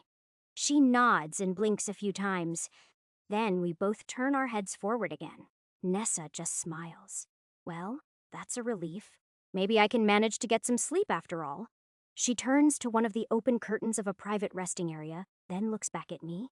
"Say, Jay, could I take a peek at your fire magic before the start of the next test?" I nod while scoping out the resting areas for myself. We have plenty of time before our next test. A nice long sleep would be nice. "Sure, just remind me." She smiles as Bruce interjects. "Yeah, I'll be getting some rest too." I need a shield for the next phase of this exam though. Hopefully, I'll be able to make a trade. I'm sure some of the less skilled hunters will be arriving as time ticks down. They'll surely need a leftover potion or two for a sword, right? He scans the crowds looking for anyone willing to give up their shield. I can see a bit of fear in his eyes. Most of the items being traded are just potions and dropped loot from the floors below. Not many people are giving up their weapons. I do feel kind of bad. I completely forgot about his shield. With the adrenaline from battle and the mission to get Maria back, retrieving their lost gear totally slipped my mind. I speak up and look Bruce in the eyes. "Well, I'm sure you'll find the right person willing to trade eventually." He nods slowly. "Thanks." I survey the crowd one last time and decide there's not much else I want to do right now but sleep. It would be the most productive thing right now, unless I turn to Maria. "Hey, I'm going to get some rest. Could you come with me real quick?" Her eyes perk up as I point to an open curtain of a resting room nearby. She quickly agrees and we both stand up. Nessa speaks. "Well, that was fast. See you in a bit, I guess. Rest up." We leave moments later with a wave. Upon entering the small curtained Zanoff room, I look around. There are Semyao mall cushion beds on all of the walls, not counting the entrance. The room is about semi-long and semi-wide. As I shut the white curtain, the room stays softly lit with a white glow. I turn to Maria. "Do you need anything?" "I'll be out for a while." She stares at me with a confused look. "You'll be out for a while." I grin and turn to the back wall of the room. Dungeon Walker. A large black swirling portal appears in front of us, and Maria's eyes open wide. "Oh, Zand. Oh, you can leave." I nod with a slight grin. The only rules were no fighting and no entering floor. Sure. He never said we can't leave the exam site and come back later. She shakes her head. "No." "I meant you can physically leave a dungeon with that transport magic." "See, Zan, can I come with you?" "Oh, Zan, you can also come." "Sure." I pause, then continue. "We'll just need to be back before anyone notices, I guess. With the curtains closed, no one will enter for a while." Maria smiles wide. "All right, let's go." Without another thought, I take Maria by the hand and step through the black swirling portal moments later, letting the multitude of past dungeon images fly through my mind until I find the one I'm looking for. The Ojian Sojian familiar starter dungeon back in our hometown is our destination. We step out moments later, and I feel a wave of mana leave my body.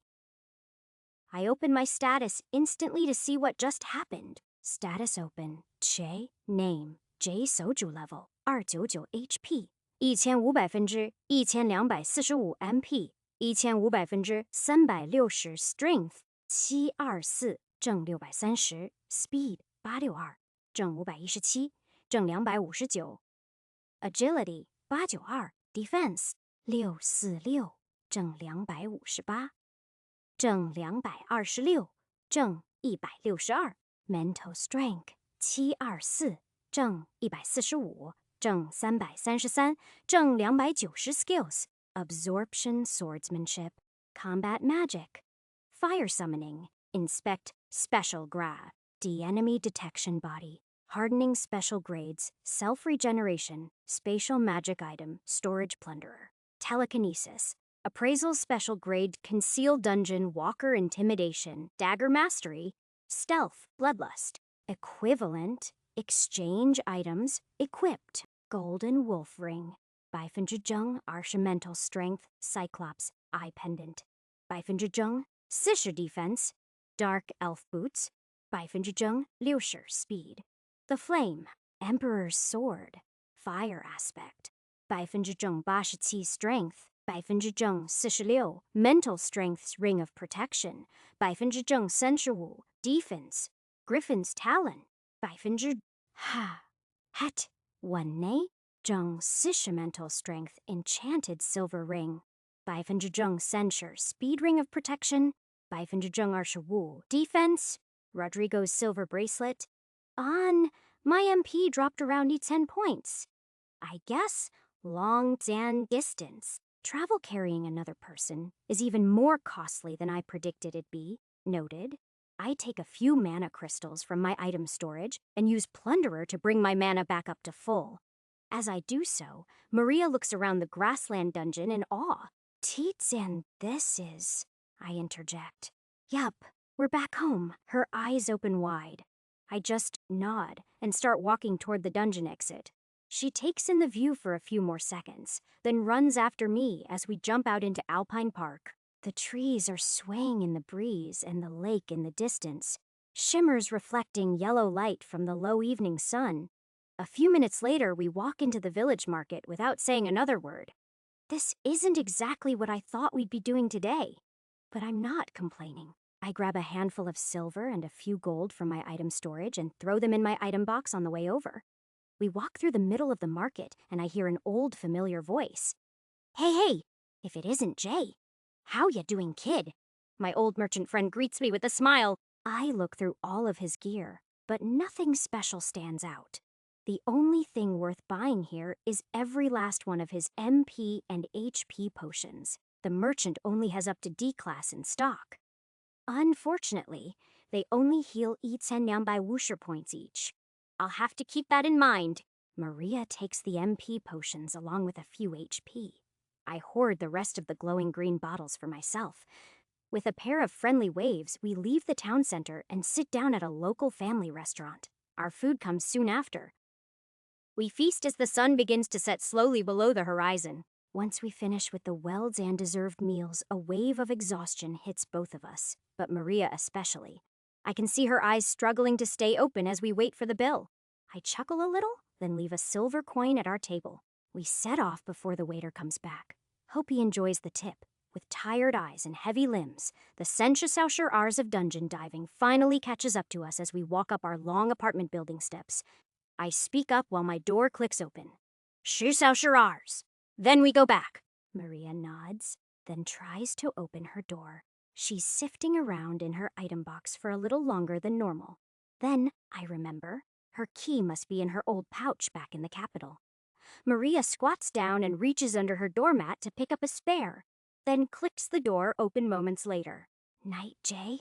Sensauscher Ars. Got it. I let out a long, quiet sigh as she closes her door, then turn around and walk back down the apartment stairs. There are a few more things to do tonight. Sleep can wait. I stop by the corner store and buy a large case of water, some fruits, and dried meats. Anything that looks similar to the items in our gift box from earlier. I put them all in my item storage and make my way back to the dungeon as the sun fully sets. Dungeon walker. I walk through my swirling black portal to a dungeon I know very well. The Minotaur dungeon in the capital. While plundering MP from another mana crystal, I walk out and take the underground train back to the main dungeon hub. There are huge crowds of hunters out today, just like any other. It's rush hour in the city. I walk to the market and hear the voice of my other old merchant friend. This is the first time I've seen both of them in such a short amount of time. They do seem oddly similar. I wave as I approach. How are ya, old man? Not too bad. What can I do for ya today, kid? I look around his shop for a moment, eyeing the swords, shields, and various magic items hanging on the walls. Show me all your best items. Let's just say I'm getting ready for a big battle. He grins and looks me up and down, then starts sifting through the hidden underside of his counter. Oh yeah, you've already got a lot of items on you there. Make sure you don't hit the limit. I raise an eyebrow and look at him with a bit of confusion. The limit? What do you mean? The old man places 2 gold rings on the table. One of them has a small blue gem on the face of it. The other one is solid gold. After that, he places a heavy steel shield, a silver long sword, and a pair of black daggers on the counter as well. He grins. Unless you've ranked up or have a special skill, most hunters can only handle stacking shumi-magic items at once. Again, I look at him with a confused stare. Ranked up? He nods, then points at the items on the counter. Yeah, mostly nobles and high Zan-ranking government types go through the rank Zan-up process eventually. I'm not exactly sure how they do it. I just know it's possible. Anyways, take your pick. This is the cream of the crop. I just nod and use appraisal. Ring of Protection, Baifenjijeng Senshu Defense. Enchanted Gold Ring, Baifenjijeng Senshu, Mental Strength. Enchanted Steel Shield, Zheng Senbai Defense. High Ogre Sword, Zheng Senbai Strength. Enchant, Ed Dagger Set Zheng Senbai Strength, Zheng Senbai Agility. I examine the items while thinking quietly to myself for a while, then speak up. How much for the shield and daggers? The merchant looks at me curiously. Really? I never would have guessed you'd jump on those 2. I nod slowly, then place our gold coins on the counter. Will that do the trick? The merchant's eyes light up. Most definitely. I push the coins forward and throw the shield and daggers into my item box. Appreciate it. I'll be back soon with some items to sell, so get ready to give me a good selling price on those too. The merchant takes the coins and smiles. Of course. I'll be waiting. Have a good rest of your night, Jay. With a wave, I leave. Sure, the price could have been haggled down a little. Well, more like a lot. I'm just not in the mood he can keep the change. The city's night sky is beautifully clear tonight. I stroll around admiring the world, enjoying my taboo freedom as I should still be in the labyrinth. With a grin, I eventually make my way back to the dungeon hub. The early stars shine white in the slowly darkening sky. There are even more hunters lined up outside the closer I get. It's usually pretty crowded around this time, but this is crazy. A loud voice calls out from the crowd. All high Zan level D-class teams and C-class hunters. Calling all high Zan level D-class teams and C-class hunters. There's been a break in the Lizardman dungeon. We need immediate help eradicating the monsters. I repeat. A blonde, Zan-haired young man in a Hunters Association uniform stands in front of the gates, yelling over and over about a dungeon break. The closer I get, the more and more it makes sense. The association must be understaffed because of the exams. Most hunters are avoiding eye contact with him, but a few stand by his side. I approach with a curious grin. Zan Zan Zan. Chapter Joshi Zan Zan Zan. Time remaining until test R be shu hours. I slowly walk over to the slim blonde young man. He instantly makes eye contact and waves me over. Hey, the name's Trip. Nice to meet ya. Looking to help out in a little dungeon cleanup? I continue to approach him slowly, then use inspect and appraisal. He is a bit taller than me, dressed in the casual green and black Hunters Association rating uniform. doesn't wear any armor and wears a pair of silver daggers on his waist. All V Senar R, active items, special grade platinum ring. 55%mental strength, enchanted leather boots. 55%speed. 55%agility, reinforced steel dagger set, dun Sibai strength, active skills. Dagger mastery, instant nullification. I look the man up and down thoroughly. An interesting idea comes to mind. My curiosity gets the better of me sometimes. I reply, sure, I'd be interested in helping a fellow dagger user out. How tough is the break today? Trip's face lights up and he puts out a hand for me to shake. Is that right? A fellow dagger user? And you're a C-class or what? All we need to do is keep an eye on the exit. It shouldn't be too long until the advanced team takes out the boss. We just need to keep the mutants at bay for a little while. I shake the man's hand and smile back. After pretending to sift through my item box and reaching around in my pockets, I begin to put my sleep-deprived battle-crazed plan into action. I left my ID at home. Unfortunately, I just came by to check out the commotion. I assume you're all understaffed because of the exams, right? He nods, then turns to the large black Xian-haired, dark Xian-skinned tank and a petite blonde Xian-haired woman. Yeah, exactly. Either way, we'll be heading out soon. Just wanted to pick up a member or two from the crowd here just in case. We're from the association, by the way. If you couldn't tell by the get-ups. He points to his outfit while taking out his ID card to show me he is definitely with the Hunters Association. While using Conceal, I wipe all the skills off my status, except for Dagger Mastery and the Fire Combat Magic, then flip my status for him to see. Well, I'd say I'm about qualified. I did just pick up a new pair of blades. I've been meaning to test them out. Trip raises an eyebrow and studies my stats for a moment, then looks up at me with a sigh. I can tell he is going to ask for my ID anyways. Some sort of distraction is needed here. I take out the pair of shining black daggers from my item box and give them a twirl. It feels so natural. This is just like my swordsmanship skill. Dagger Mastery is a passive ability that grows alongside my level progression. I look at the man with a slight grin.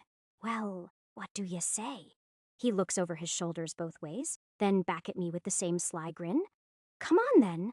Let's go. Our boss is stuck out at that C-class exam tonight. Might as well have some fun. He says something to the other two team members, then walks right through the D-class gate motioning for us to follow.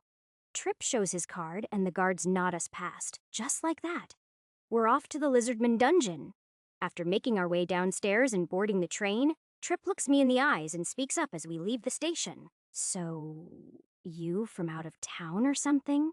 I reply. Yep, just stopping by for the exams, I mean, one of my friends is taking it this weekend. He smiles. Oh, nice, nice. You do seem familiar, though. I could have sworn I've seen your face somewhere before. I gulp. Yeah, maybe. I come to the city a lot. Might even get a place here soon. Oh, yeah. Yeah, it is nice out here. Trip stands up. Will anyways. This is Sandra and Mike. Mike is a heavy tank. Definitely overkill for today's outing. Sandra is a healer. Again, we won't need her, but can never be too sure, you know. I nod. Nice to meet you two. They both nod back, but don't say anything. Trip interjects. Hey, come on, you two. I know it was supposed to be our night off, but things happen. Mike speaks up. Yeah. This should be a simple one anyways. I don't know why you have to bring this kid along. You could have handled it yourself. Honestly, Sandra and I could have stayed back too.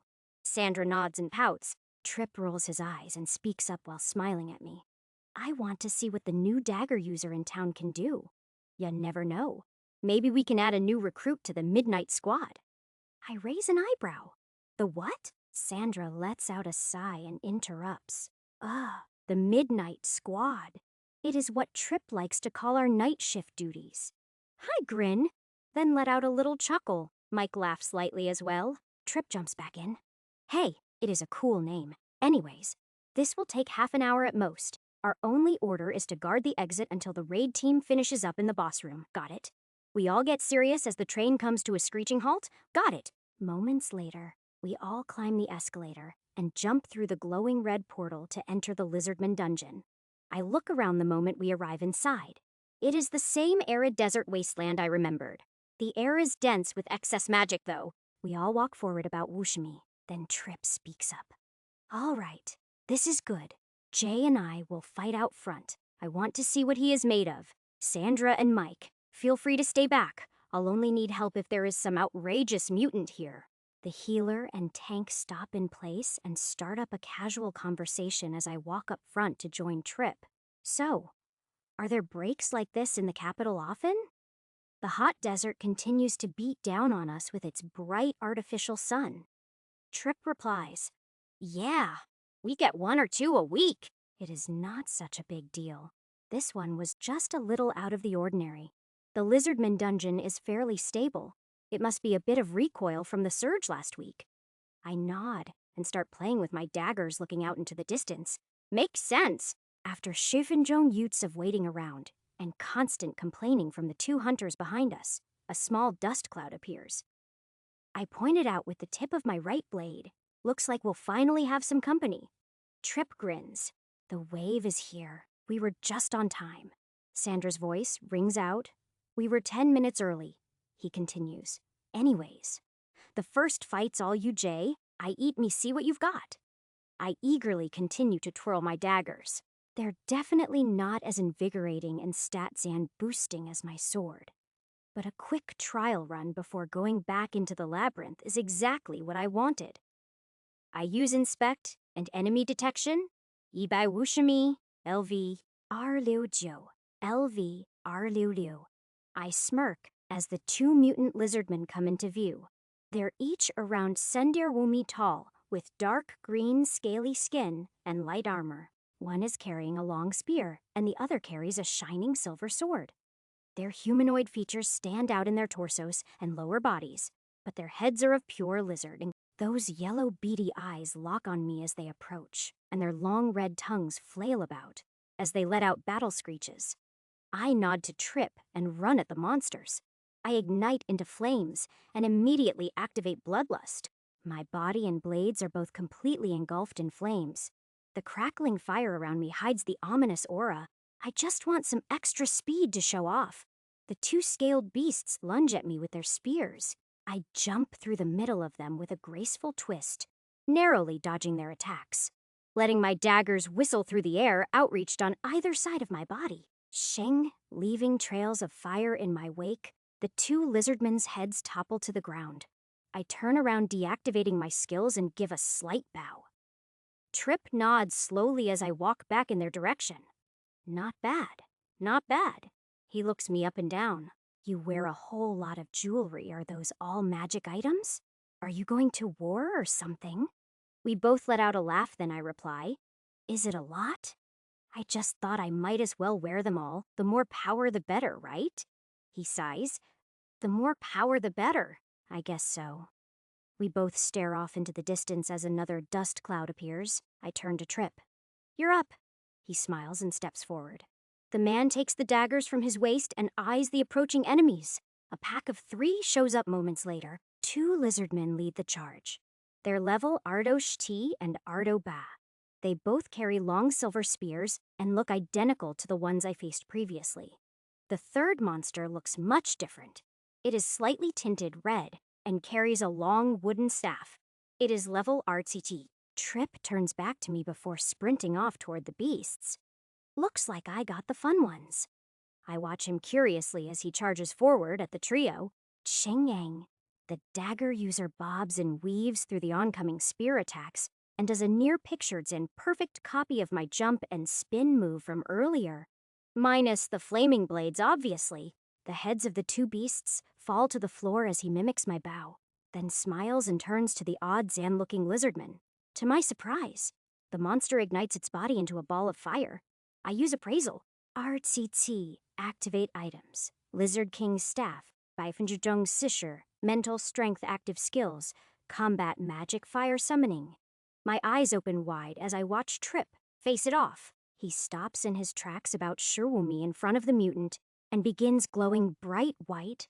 Then a barely visible wave of energy radiates off of him. The moment that wave hits the lizardman, its flames completely die out. The beast stands there in confusion as the dagger user sprints forward and readies his blades. Seconds later, the mutant's head rolls to the dungeon floor next to its underlings. Trip spins his knives around, then places them back on his waist and walks over to me. I give him the same slow nod of respect. Not bad. That is a nifty skill you've got there. He grins. You showed off, so I had to as well. I smile back, but in reality, I'm a little bit scared of what that skill can do. It is a good thing we're on the same team here. We continue our friendly competition for the next Shuofinjong Utes or so as we cut down half a dozen more waves. Each of them increases in level and size, just slightly. The last one had a level down by Bashajomi Utant Fire User. I got to fight it. The mutant was pretty strong, but I managed to easily overpower it. All of the monsters dropped a good amount of loot as well. I kept a few handfuls of mana crystals, 2 spears, and even one of the mutant staffs. I'll have to bring it to the market later to see how much it's really worth. Trip gave me a quick lesson on the rarities of elemental magic in dungeons as well. Apparently fire magic is the most common. Lightning comes next, then earth, followed by ice, water, and wind. Then lastly, the 2 rarest types of magic are light and dark. I also got a bit nosy and asked how much the Hunters Association pays them for this work. Apparently, they get paid 10 gold a month to be on active guard duty, cleaning up any potential breaks, or whatever extra things the Midnight Squad is assigned to do. Plus, the 3 of them go on Lao Mi andatory raids per week to farm resources for the association. Pretty neat gig. About Lamphinjong Utes after that final wave was defeated, the entire dungeon started glowing with a bright white light. Trip spoke up.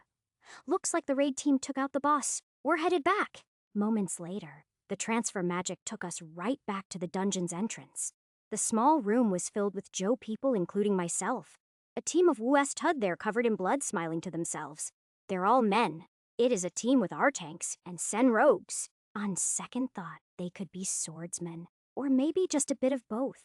Overall, they all appear to be tough fighters. One of the tanks lifts his head to us and laughs. Hey, Trip, you missed a good fight.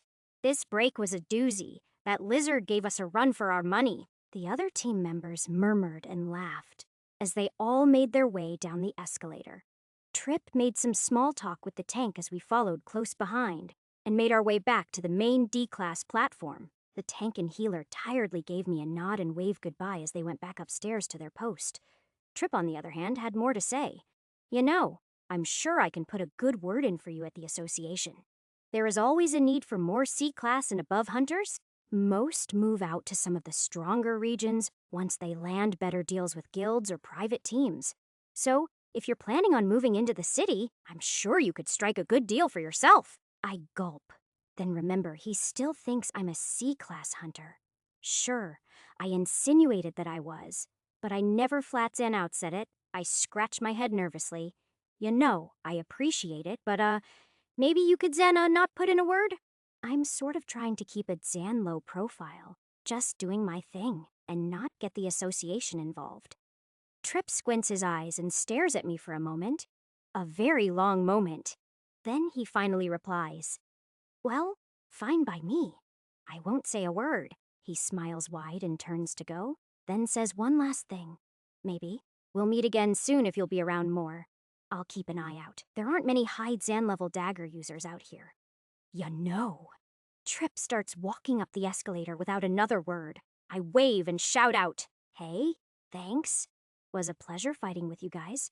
Appreciate it. I'm just going to train a bit more. Zan. He is already gone. There is no point in finishing what I had to say, I guess. It is getting really late.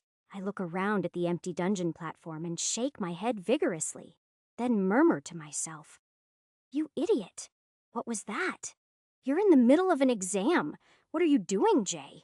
I take a deep breath in while looking over my shoulders, then let the breath back out. I take the next train to the closest dungeon possible.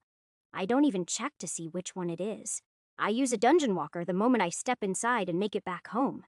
The walk back to my apartment feels unbelievably long. The last hour or so keeps repeating over and over in my head. I talk to myself as I walk in the dark using one flaming finger as a light. I just wanted to try out my new daggers. On the bright side, I can use them pretty well if I need to now. But Zan, I gulp. I think it'll be fine.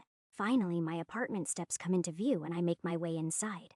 The moment my door closes, I fall face in first onto my bed and fall into a deep sleep. Basauscher, hours later, son knock knock knock to knock day. We gotta go. Maria is pounding on my door. I roll out of bed, stretch my arms and back, then make sure I have everything I need before opening up. Hey Maria, how is Zan? I slept fine, you.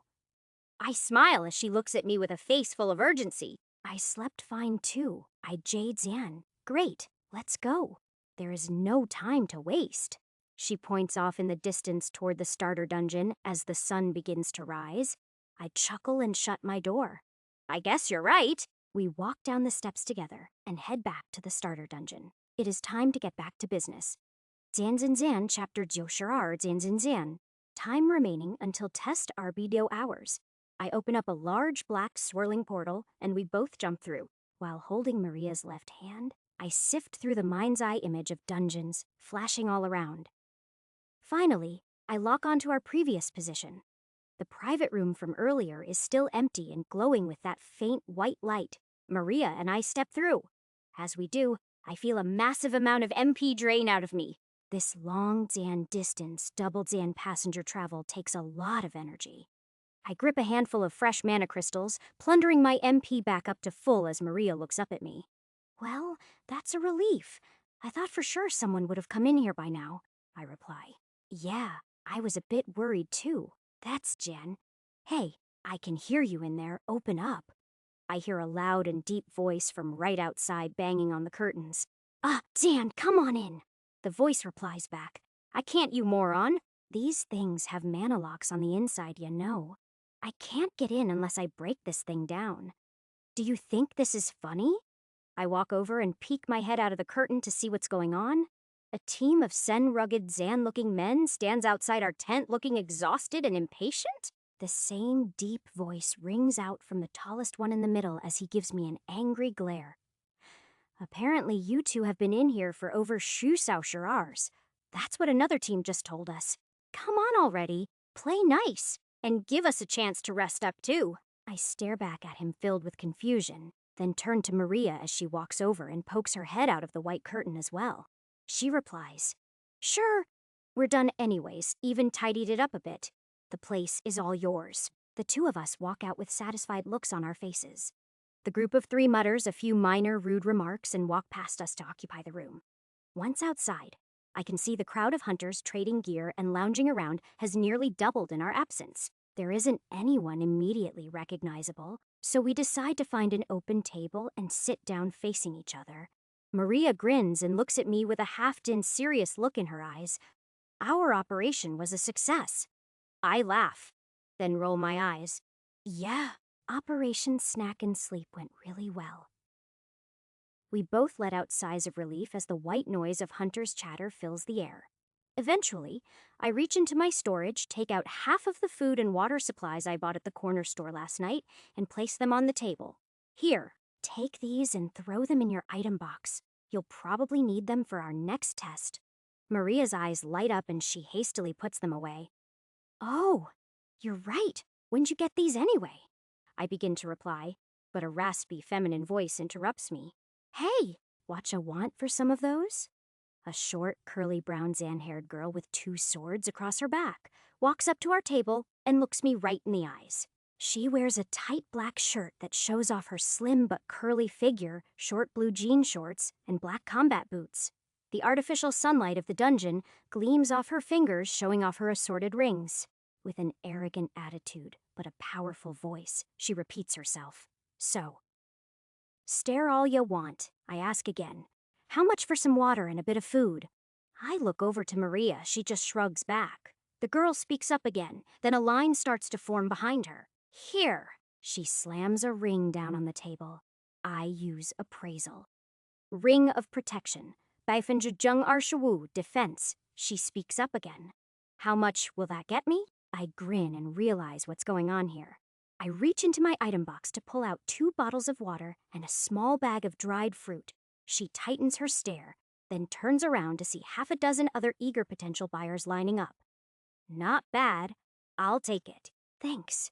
She grabs the water and fruit, then leaves without saying another word. Maria and I stare at each other wide-eyed for a moment, then proceed to take out all our excess food and drinks, leaving just enough for each of us to survive a few more days if need be. It's a good thing I bought extra. The market value of basic sustenance has skyrocketed. Time to cash out! After we squeezed all we could out of the small crowd, I managed to get Teamy or HP potions, that ring of protection at Bifenjar Arshawul defense from before, one pair of steel wrist guards, and a spare steel sword with Jung Senbai Miel strength. I doubt I'll use any of these, but the resale value won't be bad later. I store them all in my item box. Maria managed to get herself a Bifenjar Senshimi Ental Strength Dan boosting ring, and another ring of protection with a Bifenjar Arshawul defense buff. They're both good additions to her stats. The challenges ahead will be difficult, but these will definitely help. Once we finish trading all the resources we were willing to part with, we decide to pass the time by playing a game of chess with mana crystals. I carved out an Ba by Ba associate of squares on the wooden table, and we used different Zan-sided crystals for the assorted pieces. It was hard to keep track at first, but we got used to it eventually. Time passed, and the crowd of hunters got bigger and bigger as stragglers came in. Some looked like wrecks, while others looked fine, like they just took their time and strolled through. Sissausher, hours of surprisingly entertaining games and idle chatter went by before I saw someone walking over to us from the dungeon entrance in a Hunters Association's getup. They're sporting bright green hair, bend the ground below them as they walk, and are covered head to toe in dirt and blood. She scans the area of hunters, then of all people locks eyes with me and runs toward our table with a smile across her face. Jay, you made it here too. I let out a slight grin as I look her up and down. Abby, it's good to see you made it here too. What Zan teach H Zan what happened? Is your team Oka Zan A? Long story. She rolls her eyes and sits down next to Maria, then puts her head down to let out a sigh. A really long story. I just wait patiently for her to continue, but she never does. Moments later, Maria puts her head down near Abby's, then starts to laugh. Says Jen she's asleep. I smile and let out a laugh of my own. I guess that story can wait for another time. With the sleeping green Zan-haired girl sitting face down at our table, we continue our game. Another Senshifinjon, Utes pass, and a large man with a certain red Zan-haired girl make their way towards us from the resting areas. Nessa shouts out as they approach. Hey, Maria, Jay! Her face is much brighter than earlier. Bruce looks good, too. A good night of sleep was exactly what they needed. Nessa sits down next to Maria and Bruce takes a seat next to me. I give him a friendly nod. Any luck finding that shield? His grin fades immediately. Unfortunately, no Zan. Knew it. I got you covered. I reach into my item box and bring out the shield I bought at the market, and his grin comes back like a little kid's. Where did you? How much do you want for Zan? My treat. Don't worry about it. His smile widens as he examines the large shield. Hey, thanks, Jay. I owe you one for real. Bruce puts out a hand and I shake it firmly. No problem. Nessa speaks up. Hey, can you do that fire thingy real quick? I laugh. That fire thingy. You know what I mean. I point my index finger in the air and ignite a small flame. Is that enough? She concentrates for a moment, then smirks. Yeah, perfect. I haven't used a fire skill since the last time we met. This'll be fun. I put the fire on my finger out, then pointed at her. Hey, you owe me one too. Nessa slightly rolls her eyes, but nods in agreement. Fine, sure. One question, though. She points at Abby face down on the other side of Maria. Who's this chick? Oh, Dan, that's Abby. She's, Dan, a little tired right now. Not much more explanation is needed. We all chuckle a bit and ignore the sleeping girl for now, continuing small talk and using my carved chessboard to entertain ourselves for another hour until a loud voice sounds from above us. It's Rodrigo. He's standing on a small white podium at the back of the tent area. All right, with Arsha Sifinjong Utes to spare, Our Ardenine PEX member has made it just in time. Test R will begin shortly. Maria nudges Abby, and she violently shakes herself awake. Rodrigo continues. This next test will be fairly different from your last. You may still team with as many other hunters as you'd like, but there is one exception. During Test R, teamwork is forbidden in all boss rooms.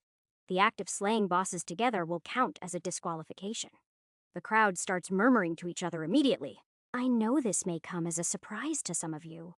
This exam is full of very talented individuals. The shot callers at the association are looking for a very specific group of hunters, so only those of you that can make it through this hardship will qualify.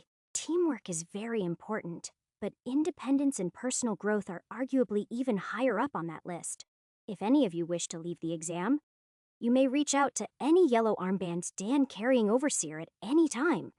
They will contact me, and I will gladly give you a one Zanwei trip back to the spawn area. Rodrigo smiles as his lifeless white eyes slowly scan the crowd. There will be monitors stationed at every boss room portal to oversee your progress. If anyone is caught trying to skip to another floor with the help of a fellow hunter, that will count as an immediate disqualification. Your personal strength is vital to your success. You must prove that you're able to take on tough challenges alone. The first Ibaisausher hunters to defeat the next Wu floors will have the opportunity to attend the final trial. You must meet me on Floor Chalot. Many of the obstacles in front of you may be more difficult than anything you faced before. To pass this next test, you must become stronger than you are now. This is a true test of adaptability to a unique and hostile environment.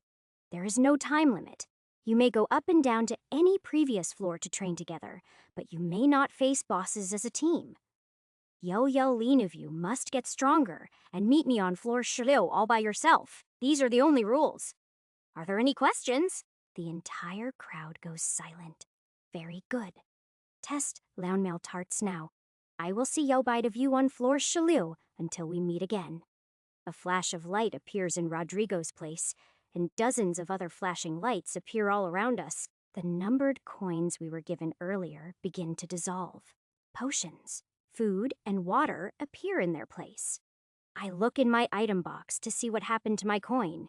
It dissolved into CMP potions, CHP potions, R waters, and Liaomao, mall bags of food. The coin in Abby's hand with Yo Baba printed on it turned into EMP potion, EHP potion, E-water, and E-bag of food. The more I look around, the clearer it becomes. The faster hunters get better gear. That's only fair, I guess. That's life. The coins were isolated storage systems that somehow react with Rodrigo's magic. How interesting. Many hunters are taking out their weapons, yelling, and leaving the tent area. It's like a stampede. Just like that, Test Yangongjim has begun. This is pure chaos. I look around and make eye contact with Bruce, Maria, Nessa, and Abby one by one. Well, this is sudden. Are all of you ready? I smirk and draw my sword. Bruce nods and readies his shield. Maria grins, ear to ear glowing bright blue. Nessa gives me a fiery thumbs up. Abby stares at me blankly, then salutes with a thin smile. Test out Gongqim. S begun. Jian Jin Jian, Chapter 2. Shisen Jin Jin Jian. Battle cries. Fill the air as dozens of hunters charge by swinging their weapons, preparing for battle. We all step out from under the guarded tent area, and that same mirage of rippling light from when we previously entered reappears. The plain, flat, never Zan-ending grassland dungeon distorts in front of my eyes, and the genuine landscape appears in front of me. The five of us made it less than Wushimi before stopping to stare and take in the view. 3 tall mountains stand before us. The furthest one towers over the others, easily Sengoni higher than the solid ground we stand on now. The bright green grass below our feet remains, but the beautiful view of snow-peaked mountains with thick trees at their bases is a breathtaking sight to behold. Hunters run off in all directions to climb the first peak. I squint my eyes to see large winged creatures flying high in the sky, casting shadows onto the landscape. Their exact features are hard to distinguish from this distance, but the excitement kills me. I grin ear to ear. Let's do this. My guess is the boss room lies on top of the tallest mountain. I smirk. Without another word, we join the charge forward into the unknown. Most groups of hunters seem to be minding their own business. It's the first floor in this new test, after all. The pressure is moderately low. There isn't much point in fighting one another just yet. After 7-Utes of light jogging and some minor deforestation, we make it through a light patch of trees that covers the base of the mountain. The teams around us have dispersed throughout the surrounding area. There are no noises of any other teams in our general vicinity. As we make our way through the heavily wooded mountain base, the abundance of plant life begins to thin out the higher we climb. Another 7-Utes pass, and I hear Maria's excited voice call out from in front of us. "Hey, guys, check this out!" We all hurry up to see what the fuss is and make our way toward her. The light is shining very brightly through the trees as I climb up a small rocky ledge to where Maria's voice came from. A warm smile appears across my face as I walk out onto an overlook. We all stand on the massive flat boulder free of trees, blocking our view to see the other two mountains towering above us and a deep valley below.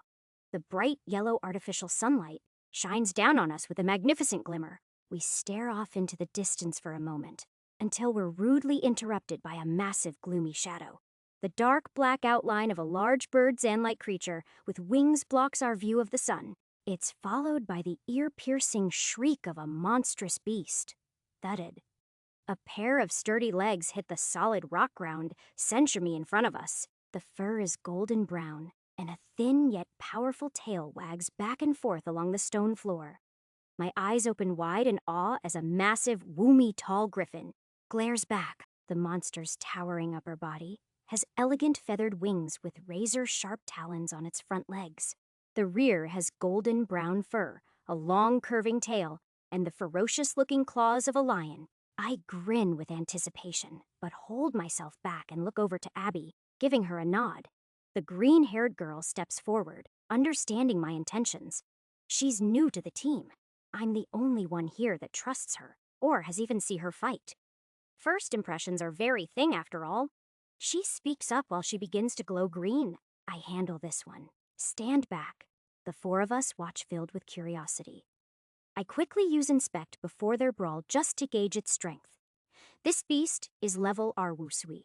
All yours. The fight begins. Abby runs at the creature, bending the rocky ground beneath her feet.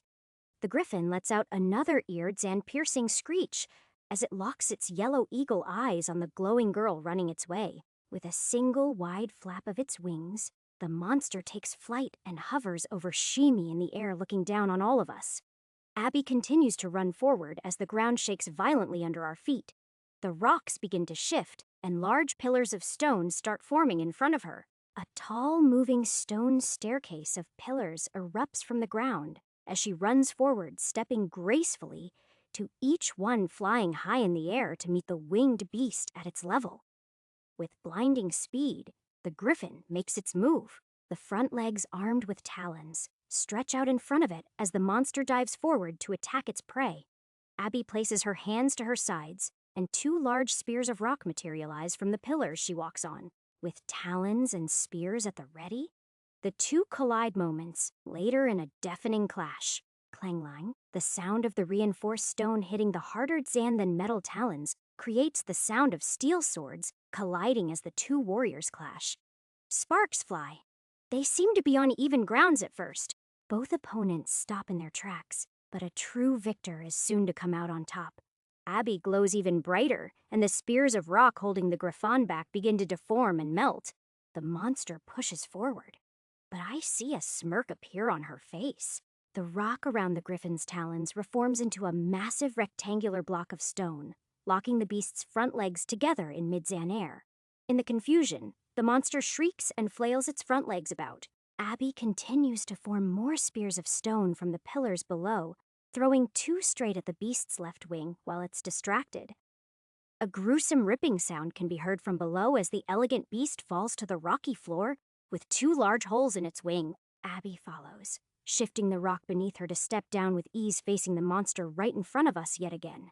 The griffin begins to glow with a faint yellow light, and its eyes glimmer sharply. I sense something's off, but Abby doesn't seem to waver. The beast runs at her with its wings folded to its sides. Its sharp beak and focused gaze come hurtling at the green glowing girl. Clang crack-eye, Abby attempts to block its charge with a wall of stone. The sharp beak of the massive creature pierces through with incredible newfound strength. I watch the monster land a direct hit to the center of Abby's body, leaving her bloodied but not broken just yet. She takes the hit and grabs the griffin's beak with both hands, while glowing even brighter and spitting out a mouthful of blood. Little large spears begin to form beneath both Abby and the beast. Shinging, the enormous half-Zan bird, half-Zan lion cries as its body goes limp from being skewered in all directions. Humongous pillars of jagged rock lift the monster into the air as Abby lets out a sigh of relief and turns to us. So, did I make the cut? I smirk and nod while looking at the others. Maria watches with her arms crossed and one eyebrow raised. Nessa grins wide, and Bruce leans on his shield holding a big thumbs up, replying to her. I'd say so. Not too bad. She walks back over to us as the rocks behind her sink back to the ground, lowering the dissolving griffin's body. Good. You're up next. I watch from a distance with a satisfied look as the four of them examine the fallen creature's body before it disappears back into the dungeon. They look like they'll get along. All right, glad we settled that. Let's keep it moving. We set off down towards the next mountain. This first climb was easy. We didn't even have to scale the whole peak. This next mountain looks a bit more troubling. The trees are thicker, and we'll have to walk right over its peak to get to the last one. Trying to walk around would take much longer than necessary. I activate enemy detection, but it doesn't help much here. Sure, we can avoid some opponents if need be, but I can't tell hunters from monsters anymore. Everything in this dungeon is above level Arwulin 1 mountain down. 2 more to go. Jian Jian Jian, Chapter 94, Jian Jian Jian. The 5 of us make our way down and around the first mountain with ease. As we make our way through the rocks and trees to climb atop the second peak, griffins soar above our heads screeching and diving below attacking teams seemingly at random. The trees at the base of the second mountain are considerably darker green and much thicker. Both Maria and I swap places up front, using ice and fire to shatter and burn a path upwards. Although I love burning all kinds of things to the ground, I much prefer monsters to shrubbery. Maria, on the other hand, looks like she's having the time of her life. I let her excitedly lead the way as I point out subtle directional changes to avoid any groups of hunters or monsters on the ground level. Abby glows light green, healing her wounds from earlier, as Nessa and Bruce take the rear chuckling about something. I'm not sure what it is in particular. After a solid Senshifinjone, Utes of upward climbing on Maria's fragmented trail of ice, we encounter an opponent that's impossible to avoid. A griffin of similar stature to the last one comes down the mountain at an incredible pace. The beast is silently soaring towards us just above the tree line with a look of determination in its sharp eagle eyes. A light yellow aura covers its entire body. Maria notices it first. Heads up. This one's mine. She turns to me with a smirk while glowing blue creating a winding staircase of ice. All the trees in her path freeze completely solid, creating the base for her structure on an upward climb. The griffin's front talons shine in the yellow dungeon's sunlight as the beast dive bombs our group with Maria as its main target. She shines bright while throwing herself at the monster.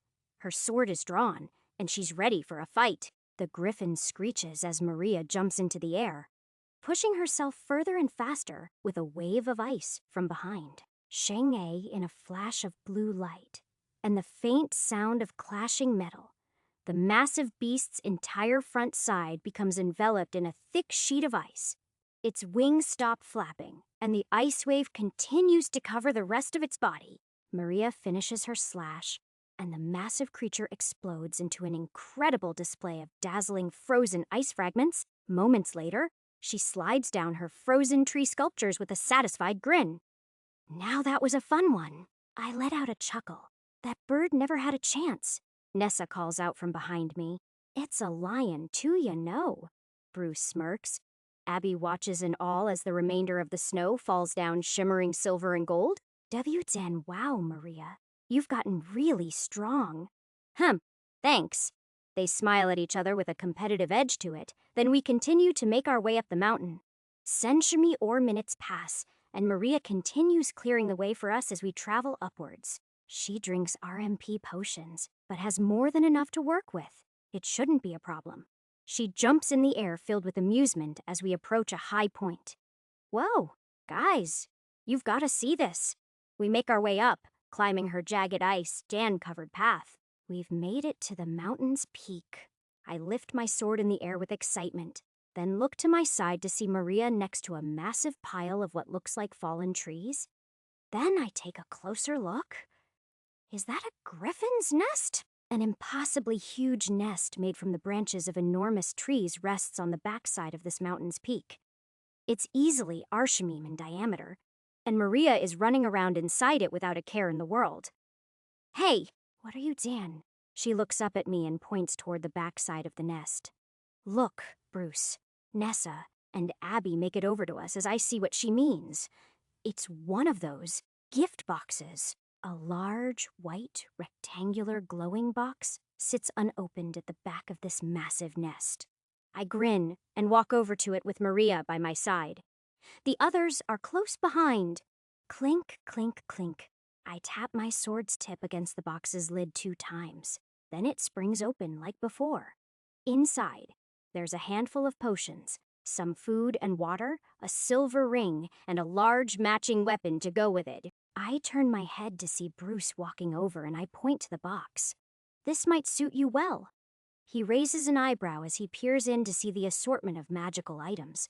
With a wide smile, the tank grabs what's inside, raising up a heavy warhammer. The long silver handle seems to be made of reinforced steel with leather wrappings to allow the user to grip it tightly.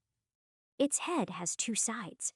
One is a square flat surface about the size of a human head, and the other is a smooth curved spike that points downward. The weapon shines silver. It's definitely unique. I use appraisal, enchanted warhammer, Jun Sibaiwusha strength. Bruce examines it up and down as we continue to sit through the gear. The food, potions, and water are split evenly, and a quick appraisal of the ring shows up as a Bifenger Censure Defense Dan boosting item. I let the others fight over it, while looking off into the distance, sizing up our final mountain. I activate enemy detection to try and gauge if any teams are ahead of us. But still, it's hard to tell if they're people or flocks of griffins. Or is it packs of griffins? Depends on which direction you're looking at them, I guess. With a long, quiet sigh, I let the cool breeze pass through my hair. I take a deep breath in and out, slowly letting my eyelids shut. The moment they do, an eared and piercing screech jolts me awake as an enormous griffin returns to its nest from above. I watch Maria and Abby jump out of the way as it comes crashing down to eliminate the intruders in its home. Bruce and Nessa step forward, then jump out of the nest as well onto solid ground. Nessa calls out, "Our turn." Bruce swings his hammer around, eyeing the beast up and down. Yeah, it's time to give this thing a trial run. The enormous griffin towering above us in its nest charges forward. But Bruce blocks its beak with a solid stance and a steady shield. Abby, Maria, and I all jumped backward onto a rack pile nearby to watch the fight commence. Bruce continues to hold the charging monster back as Nessa ignites her sword and body into flames. The 4-legged beast retreats and lets out a screech flapping its wings, and glowing with a faint yellow aura, Nessa runs toward Bruce, and he gets down on one knee, lowering his shield. She steps onto the solid plate of steel and jumps upward as Bruce thrusts her into the air, with a trail of flames crackling behind her. Nessa lets out a yell and slices through the beast's thick hide in the blink of an eye. Another violent screech erupts from the monster as it retaliates and claws at Nessa with its back legs. She manages to block its attack with the flat side of her sword, but is thrown to the ground by the force of its hind legs. The beast stares them down and dive bombs in on the offensive. Bruce runs at the monster with a large shield in one hand and his new hammer in the other. Thudded crack-a-caca as the griffin dives, focused on Nessa as its prey. Bruce comes charging in to land a mighty swing across the monster's head moments before impact. Its bones crunch and crack as the destructive force of the hammer's hit catapults the creature through a patch of trees, straight at a stone wall, over Shimiu away. On impact, the formerly elegant beast lets out a deafening whine before falling to the rocky forest floor. Nessa darts over to the fallen monster, stabbing it through the neck, igniting it in flames, and turning the beast into a pile of ash. She points her flaming sword in the air to announce victory, as Bruce lets his hammer hit the ground with a thud while leaning on the handle. I walk over with the others following close behind, clapping my hands slowly. Good fight. That hammer really does suit you well. You got that right. We've all taken a crack at these griffins. This just leaves you, Jay. I nod and turn toward the final mountain ahead. Yeah, to be honest, I'd rather just jump straight to the boss. Jian Jian Jian, Chapter 95, Jian Jian Jian. We make our way down toward the final mountain. Maria continues to lead the way, freezing the forest solid, while Bruce happily smashes the fragile ice sculptures to bits. It's a waste of energy, in my opinion, but they both seem to be enjoying themselves. Abby, Nessa, and I take the rear. Abby speaks up. You know, I really didn't expect to see you here. It feels like just yesterday I forced you through those Ezan-class dungeons. She lets out a laugh. I roll my eyes. Hey, I've been training really hard since then. I was equally as surprised to see you here. She looks up at me for a few seconds, then smiles. You look really different, Jay. A lot older? Thanks. Abby blushes and hits me on the shoulder. It wasn't a compliment. Zan, I'm just stating the obvious. Nessa grins and turns to me. Oh, yeah. So Abby was your trainer. Zan, yeah. Something like that. It's more like she was trying to get me killed back then. I smirk, thinking back to the few dungeons we raided together, then look over to Abby. We both let out a laugh. But I was being serious. She was basically trying to kill me back then. Senchafinjong Utes of ice smashing and old training stories later. We make it to the base of the third mountain. Maria turns gleaming with a smile ear to ear pointing upwards. Almost there. I look up, then nod firmly. Lead the way. Everyone stay sharp. I use enemy detection and scan the final mountain. It's covered in moving targets. No matter what path upward we take, we will eventually run into danger, especially near the peak. No more than Shifanjong Utes into our trek upward, the loud screech of another griffin appears. With a look back for confirmation, Maria takes care of the monster in one fell swoop. The same magical display of ice fragments showered down on us as we continue upwards. Over the next Senchafinjong Utes, another our creatures attack. Maria takes care of them with ease as well. I speak up as we approach the mountain's top. Careful up ahead. We have company, and a lot of it. My enemy detection skill is showing over a dozen enemies all clumped together about by me in front of us. One of them is way too high Zan leveled to be a monster, so my guess is these are all hunters. Maria replies with a thumbs up but doesn't slow her pace. Got it. We continue through the Icedan-ridden dense forest until the distinct sound of human voices comes through the tree line. Maria stops freezing the wilderness, and we all draw our weapons, approaching with caution. As soon as I make my way through the heavily wooded clearing, I see 4 groups of hunters, all standing in an orderly line at the center of a small grass-covered clearing. To my left, the trees part wide open to look down on the other 2 mountains in the distance. To my right, there's a light gray twisting portal with a test supervisor watching hunters enter one by one. He speaks up as we approach. Get in line, or don't. I couldn't care less. Fight to the death if you really want. The only rule is, you all have to fight the boss solo. This room resets every Senshimal econs for a new challenger to fight it. Multiple people may technically be fighting at once, but they'll be in alternate boss rooms. Of course, you'll all be fighting the same boss, just in different copied boss room pocket dimensions. I look at him with an eyebrow raised, then he continues. Have a problem with that. That's just how dungeon magic works. Don't blame me for it. He raises both of his hands in the air defensively. Anyways, I'm here to make sure you don't slip multiple people into the same room. Once you enter, you either lose or move on. Got it. We all grip our weapons tight and nod hesitantly. I step forward and lead the way for our group to stand in line behind about Shirlu other hunters. The 3 people in front of me look like they just went through a war. They're covered head to toe in blood, and their gear isn't looking too fresh either. Next, the monitor speaks up again, and the line moves forward a bit. There's some murmuring from the crowd up front that I ignore. I look back and get my team's attention. Everybody ready? Maria grins and nods. So ready. Abby concentrates intensely on the boss room portal. Yeah, I got this! Bruce and Nessa both stand side by side, nodding, reading their weapons. Next, the monitor speaks again, and the line moves forward. A small woman without any combat gear enters the portal nervously. Her team pushes her forward. She must have been their healer or something. Around Arshamelsi Khan's pass, and the glowing gray portal darkens. The monitor speaks up. Would you look at that? Another one down. We have a mutant up next who wants it. A well-built swordsman steps up with a confident look on his face and walks through. I murmur under my breath. What was that all about? The Blood Zan, covered man in leather armor, carrying a silver sword, turns around with a pale face and answers me in a shaky voice.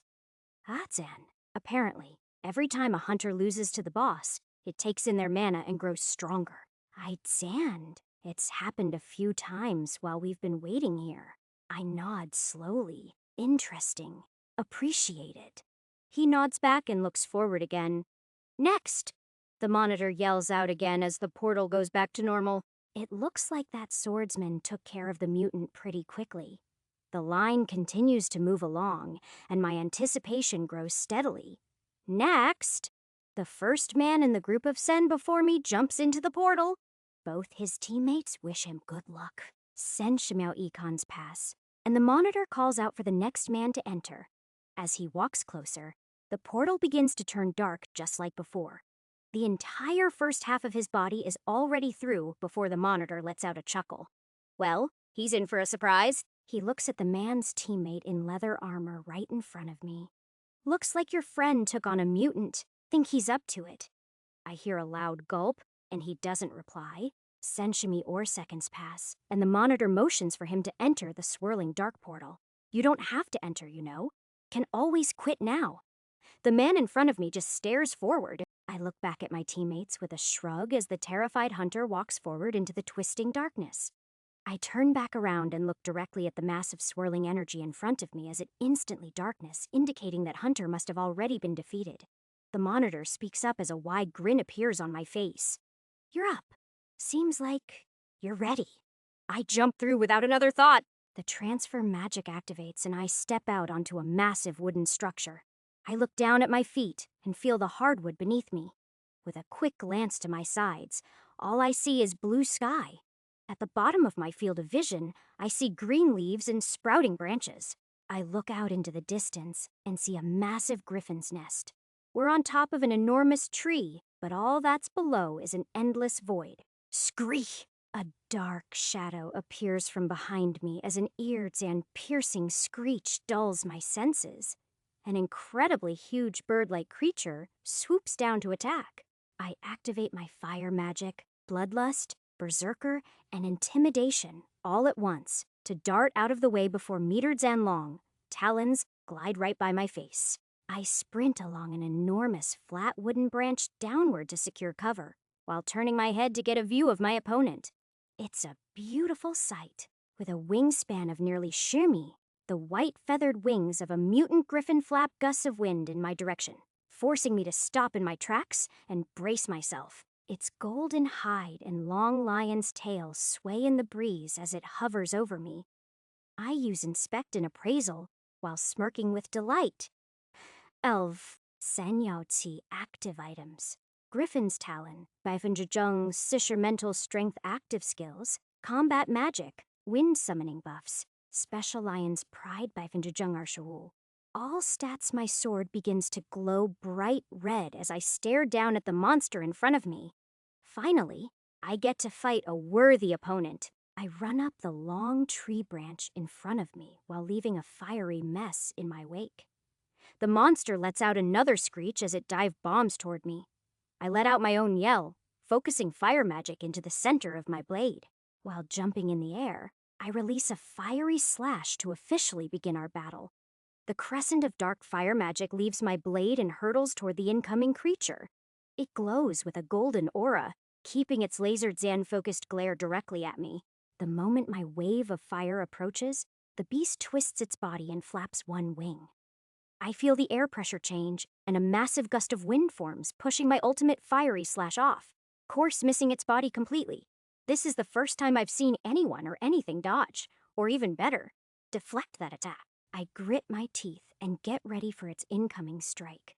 The eagle in the sky twists its body again to get back on track and locks its eyes on me, glowing even brighter with that golden light. I ready my sword and reinforce my wrists with bodied Zan hardening crystals to brace myself for impact. Clang! The beak of the elegant beast clashes with my fiery sword. Sparks fly and I stare into its wide Zan open bowling ball Zan-sized eyes. They're a deep yellow color and full of wisdom, with a side of murderous intent. The monster flaps its open wings, pushing me backward as it retreats from our equal exchange. No damage was dealt to either side, but our physical strengths were measured. I take this moment to get to higher ground. As the bird flies high in the air, I run up to the top of a wide curved branch about woomy thick at the top. With a blast of flames, I incinerate all of the loose leaves and branches within a shimmy radius, giving me a much better view of the surrounding. The griffin lets out a screech and dives at me again. I feel the air pressure change as it stares down at me with its wings outstretched. My sword flickers with flames as I stare it down, ready for its incoming attack. Sick-ta-ticka-chick-ta-shick-ta. I feel 3 sharp pains in my torso, left arm, and right leg. Out of nowhere, I cough up blood and fall to one knee, scanning the area around me, attempting to see where that attack came from. The air pressure drops suddenly. Teshik, teshik, teshik, teshik. 2 more sharp pains in the back, and another in my left leg this time around. I cough up another mouthful of blood as the beast hurtles toward me. The air pressure drops yet again. I immediately cover all my vital points with a thick layer of body hardening to watch the black crystals immediately explode as they're impacted by an invisible force. It's the wind. I regenerate the flesh around my wounds and continue to cover my body with hard crystals as I stand to my feet. The griffin makes its move. It falls out of the sky at an incredible speed with its front talons at the ready. Clang, the monster clashes its sharpened claws against my fiery blade in an explosion of sparks and flames once again. I grit my teeth and activate stealth to dart out of its way. I reach into my item box and pull out my daggers. You want to throw invisible weapons. 2 can play that game. I throw the 2 daggers in the air, activating telekinesis and aiming for the creature's head. The moment the daggers left my hands, they became visible to the beast, and it twists out of the way, letting the shining black blades whiz by its head. With this distraction, I swing my glowing red blade to release the same dark crescent of fire energy it previously dodged. With a deafening squeal, the flaming attack makes a direct hit with the griffin's side, searing a large fiery wound into its feathers, hide, and flesh. The beast flaps its massive wings and rises high up into the sky. I feel the air churn and twist all around me while I bring my daggers back to my left hand, placing them back into my item box. Simultaneously, I grab 2 mana crystals and plunder their MP to bring myself back up to nearly full. I attempt to run along a large open branch to change my position. The monster knows where I last stood, regardless of my stealth skill.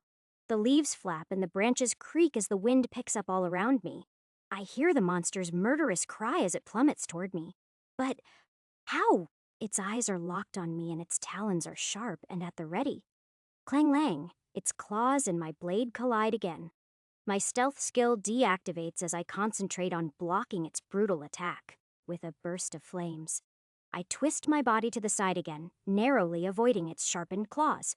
The monster flies up into the sky once again, and I reactivate my stealth skill to plot an attack from the comfort of invisibility once again. The air pressure drops and a gust of wind comes through the trees right before the beast makes its move. It finally clicks. This bird knows its tree better than anything.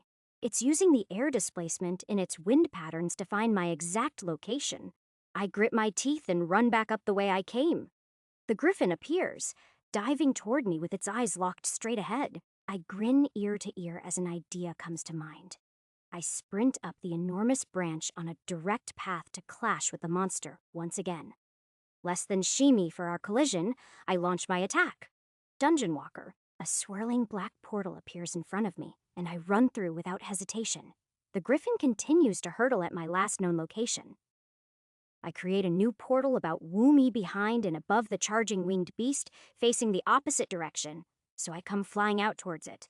As it claws at where my body should be as I step out to diving in at its backside. My blade burns bright, begging me to destroy the prey beneath my feet. I let out a yell and another flaming crescent slash of pure dark ego, Xand-filled fire magic. It makes contact with the beast's wings, slicing large gashes through both of them. It lets out a cry and tries to twist around to see its attacker. I don't give it the pleasure of doing so, and land on the back of its lower neck, driving my burning blade deep inside, while releasing an intense wave of intimidation.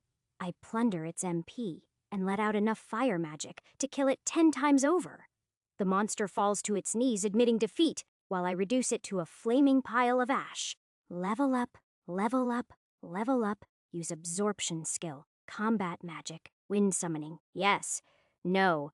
I lift my blade from the defeated monster and choose yes to absorb its skill. The ashes dissolve, and it leaves behind a huge mana crystal. I place it in my item storage as the white transfer magic brings me to floor sharp.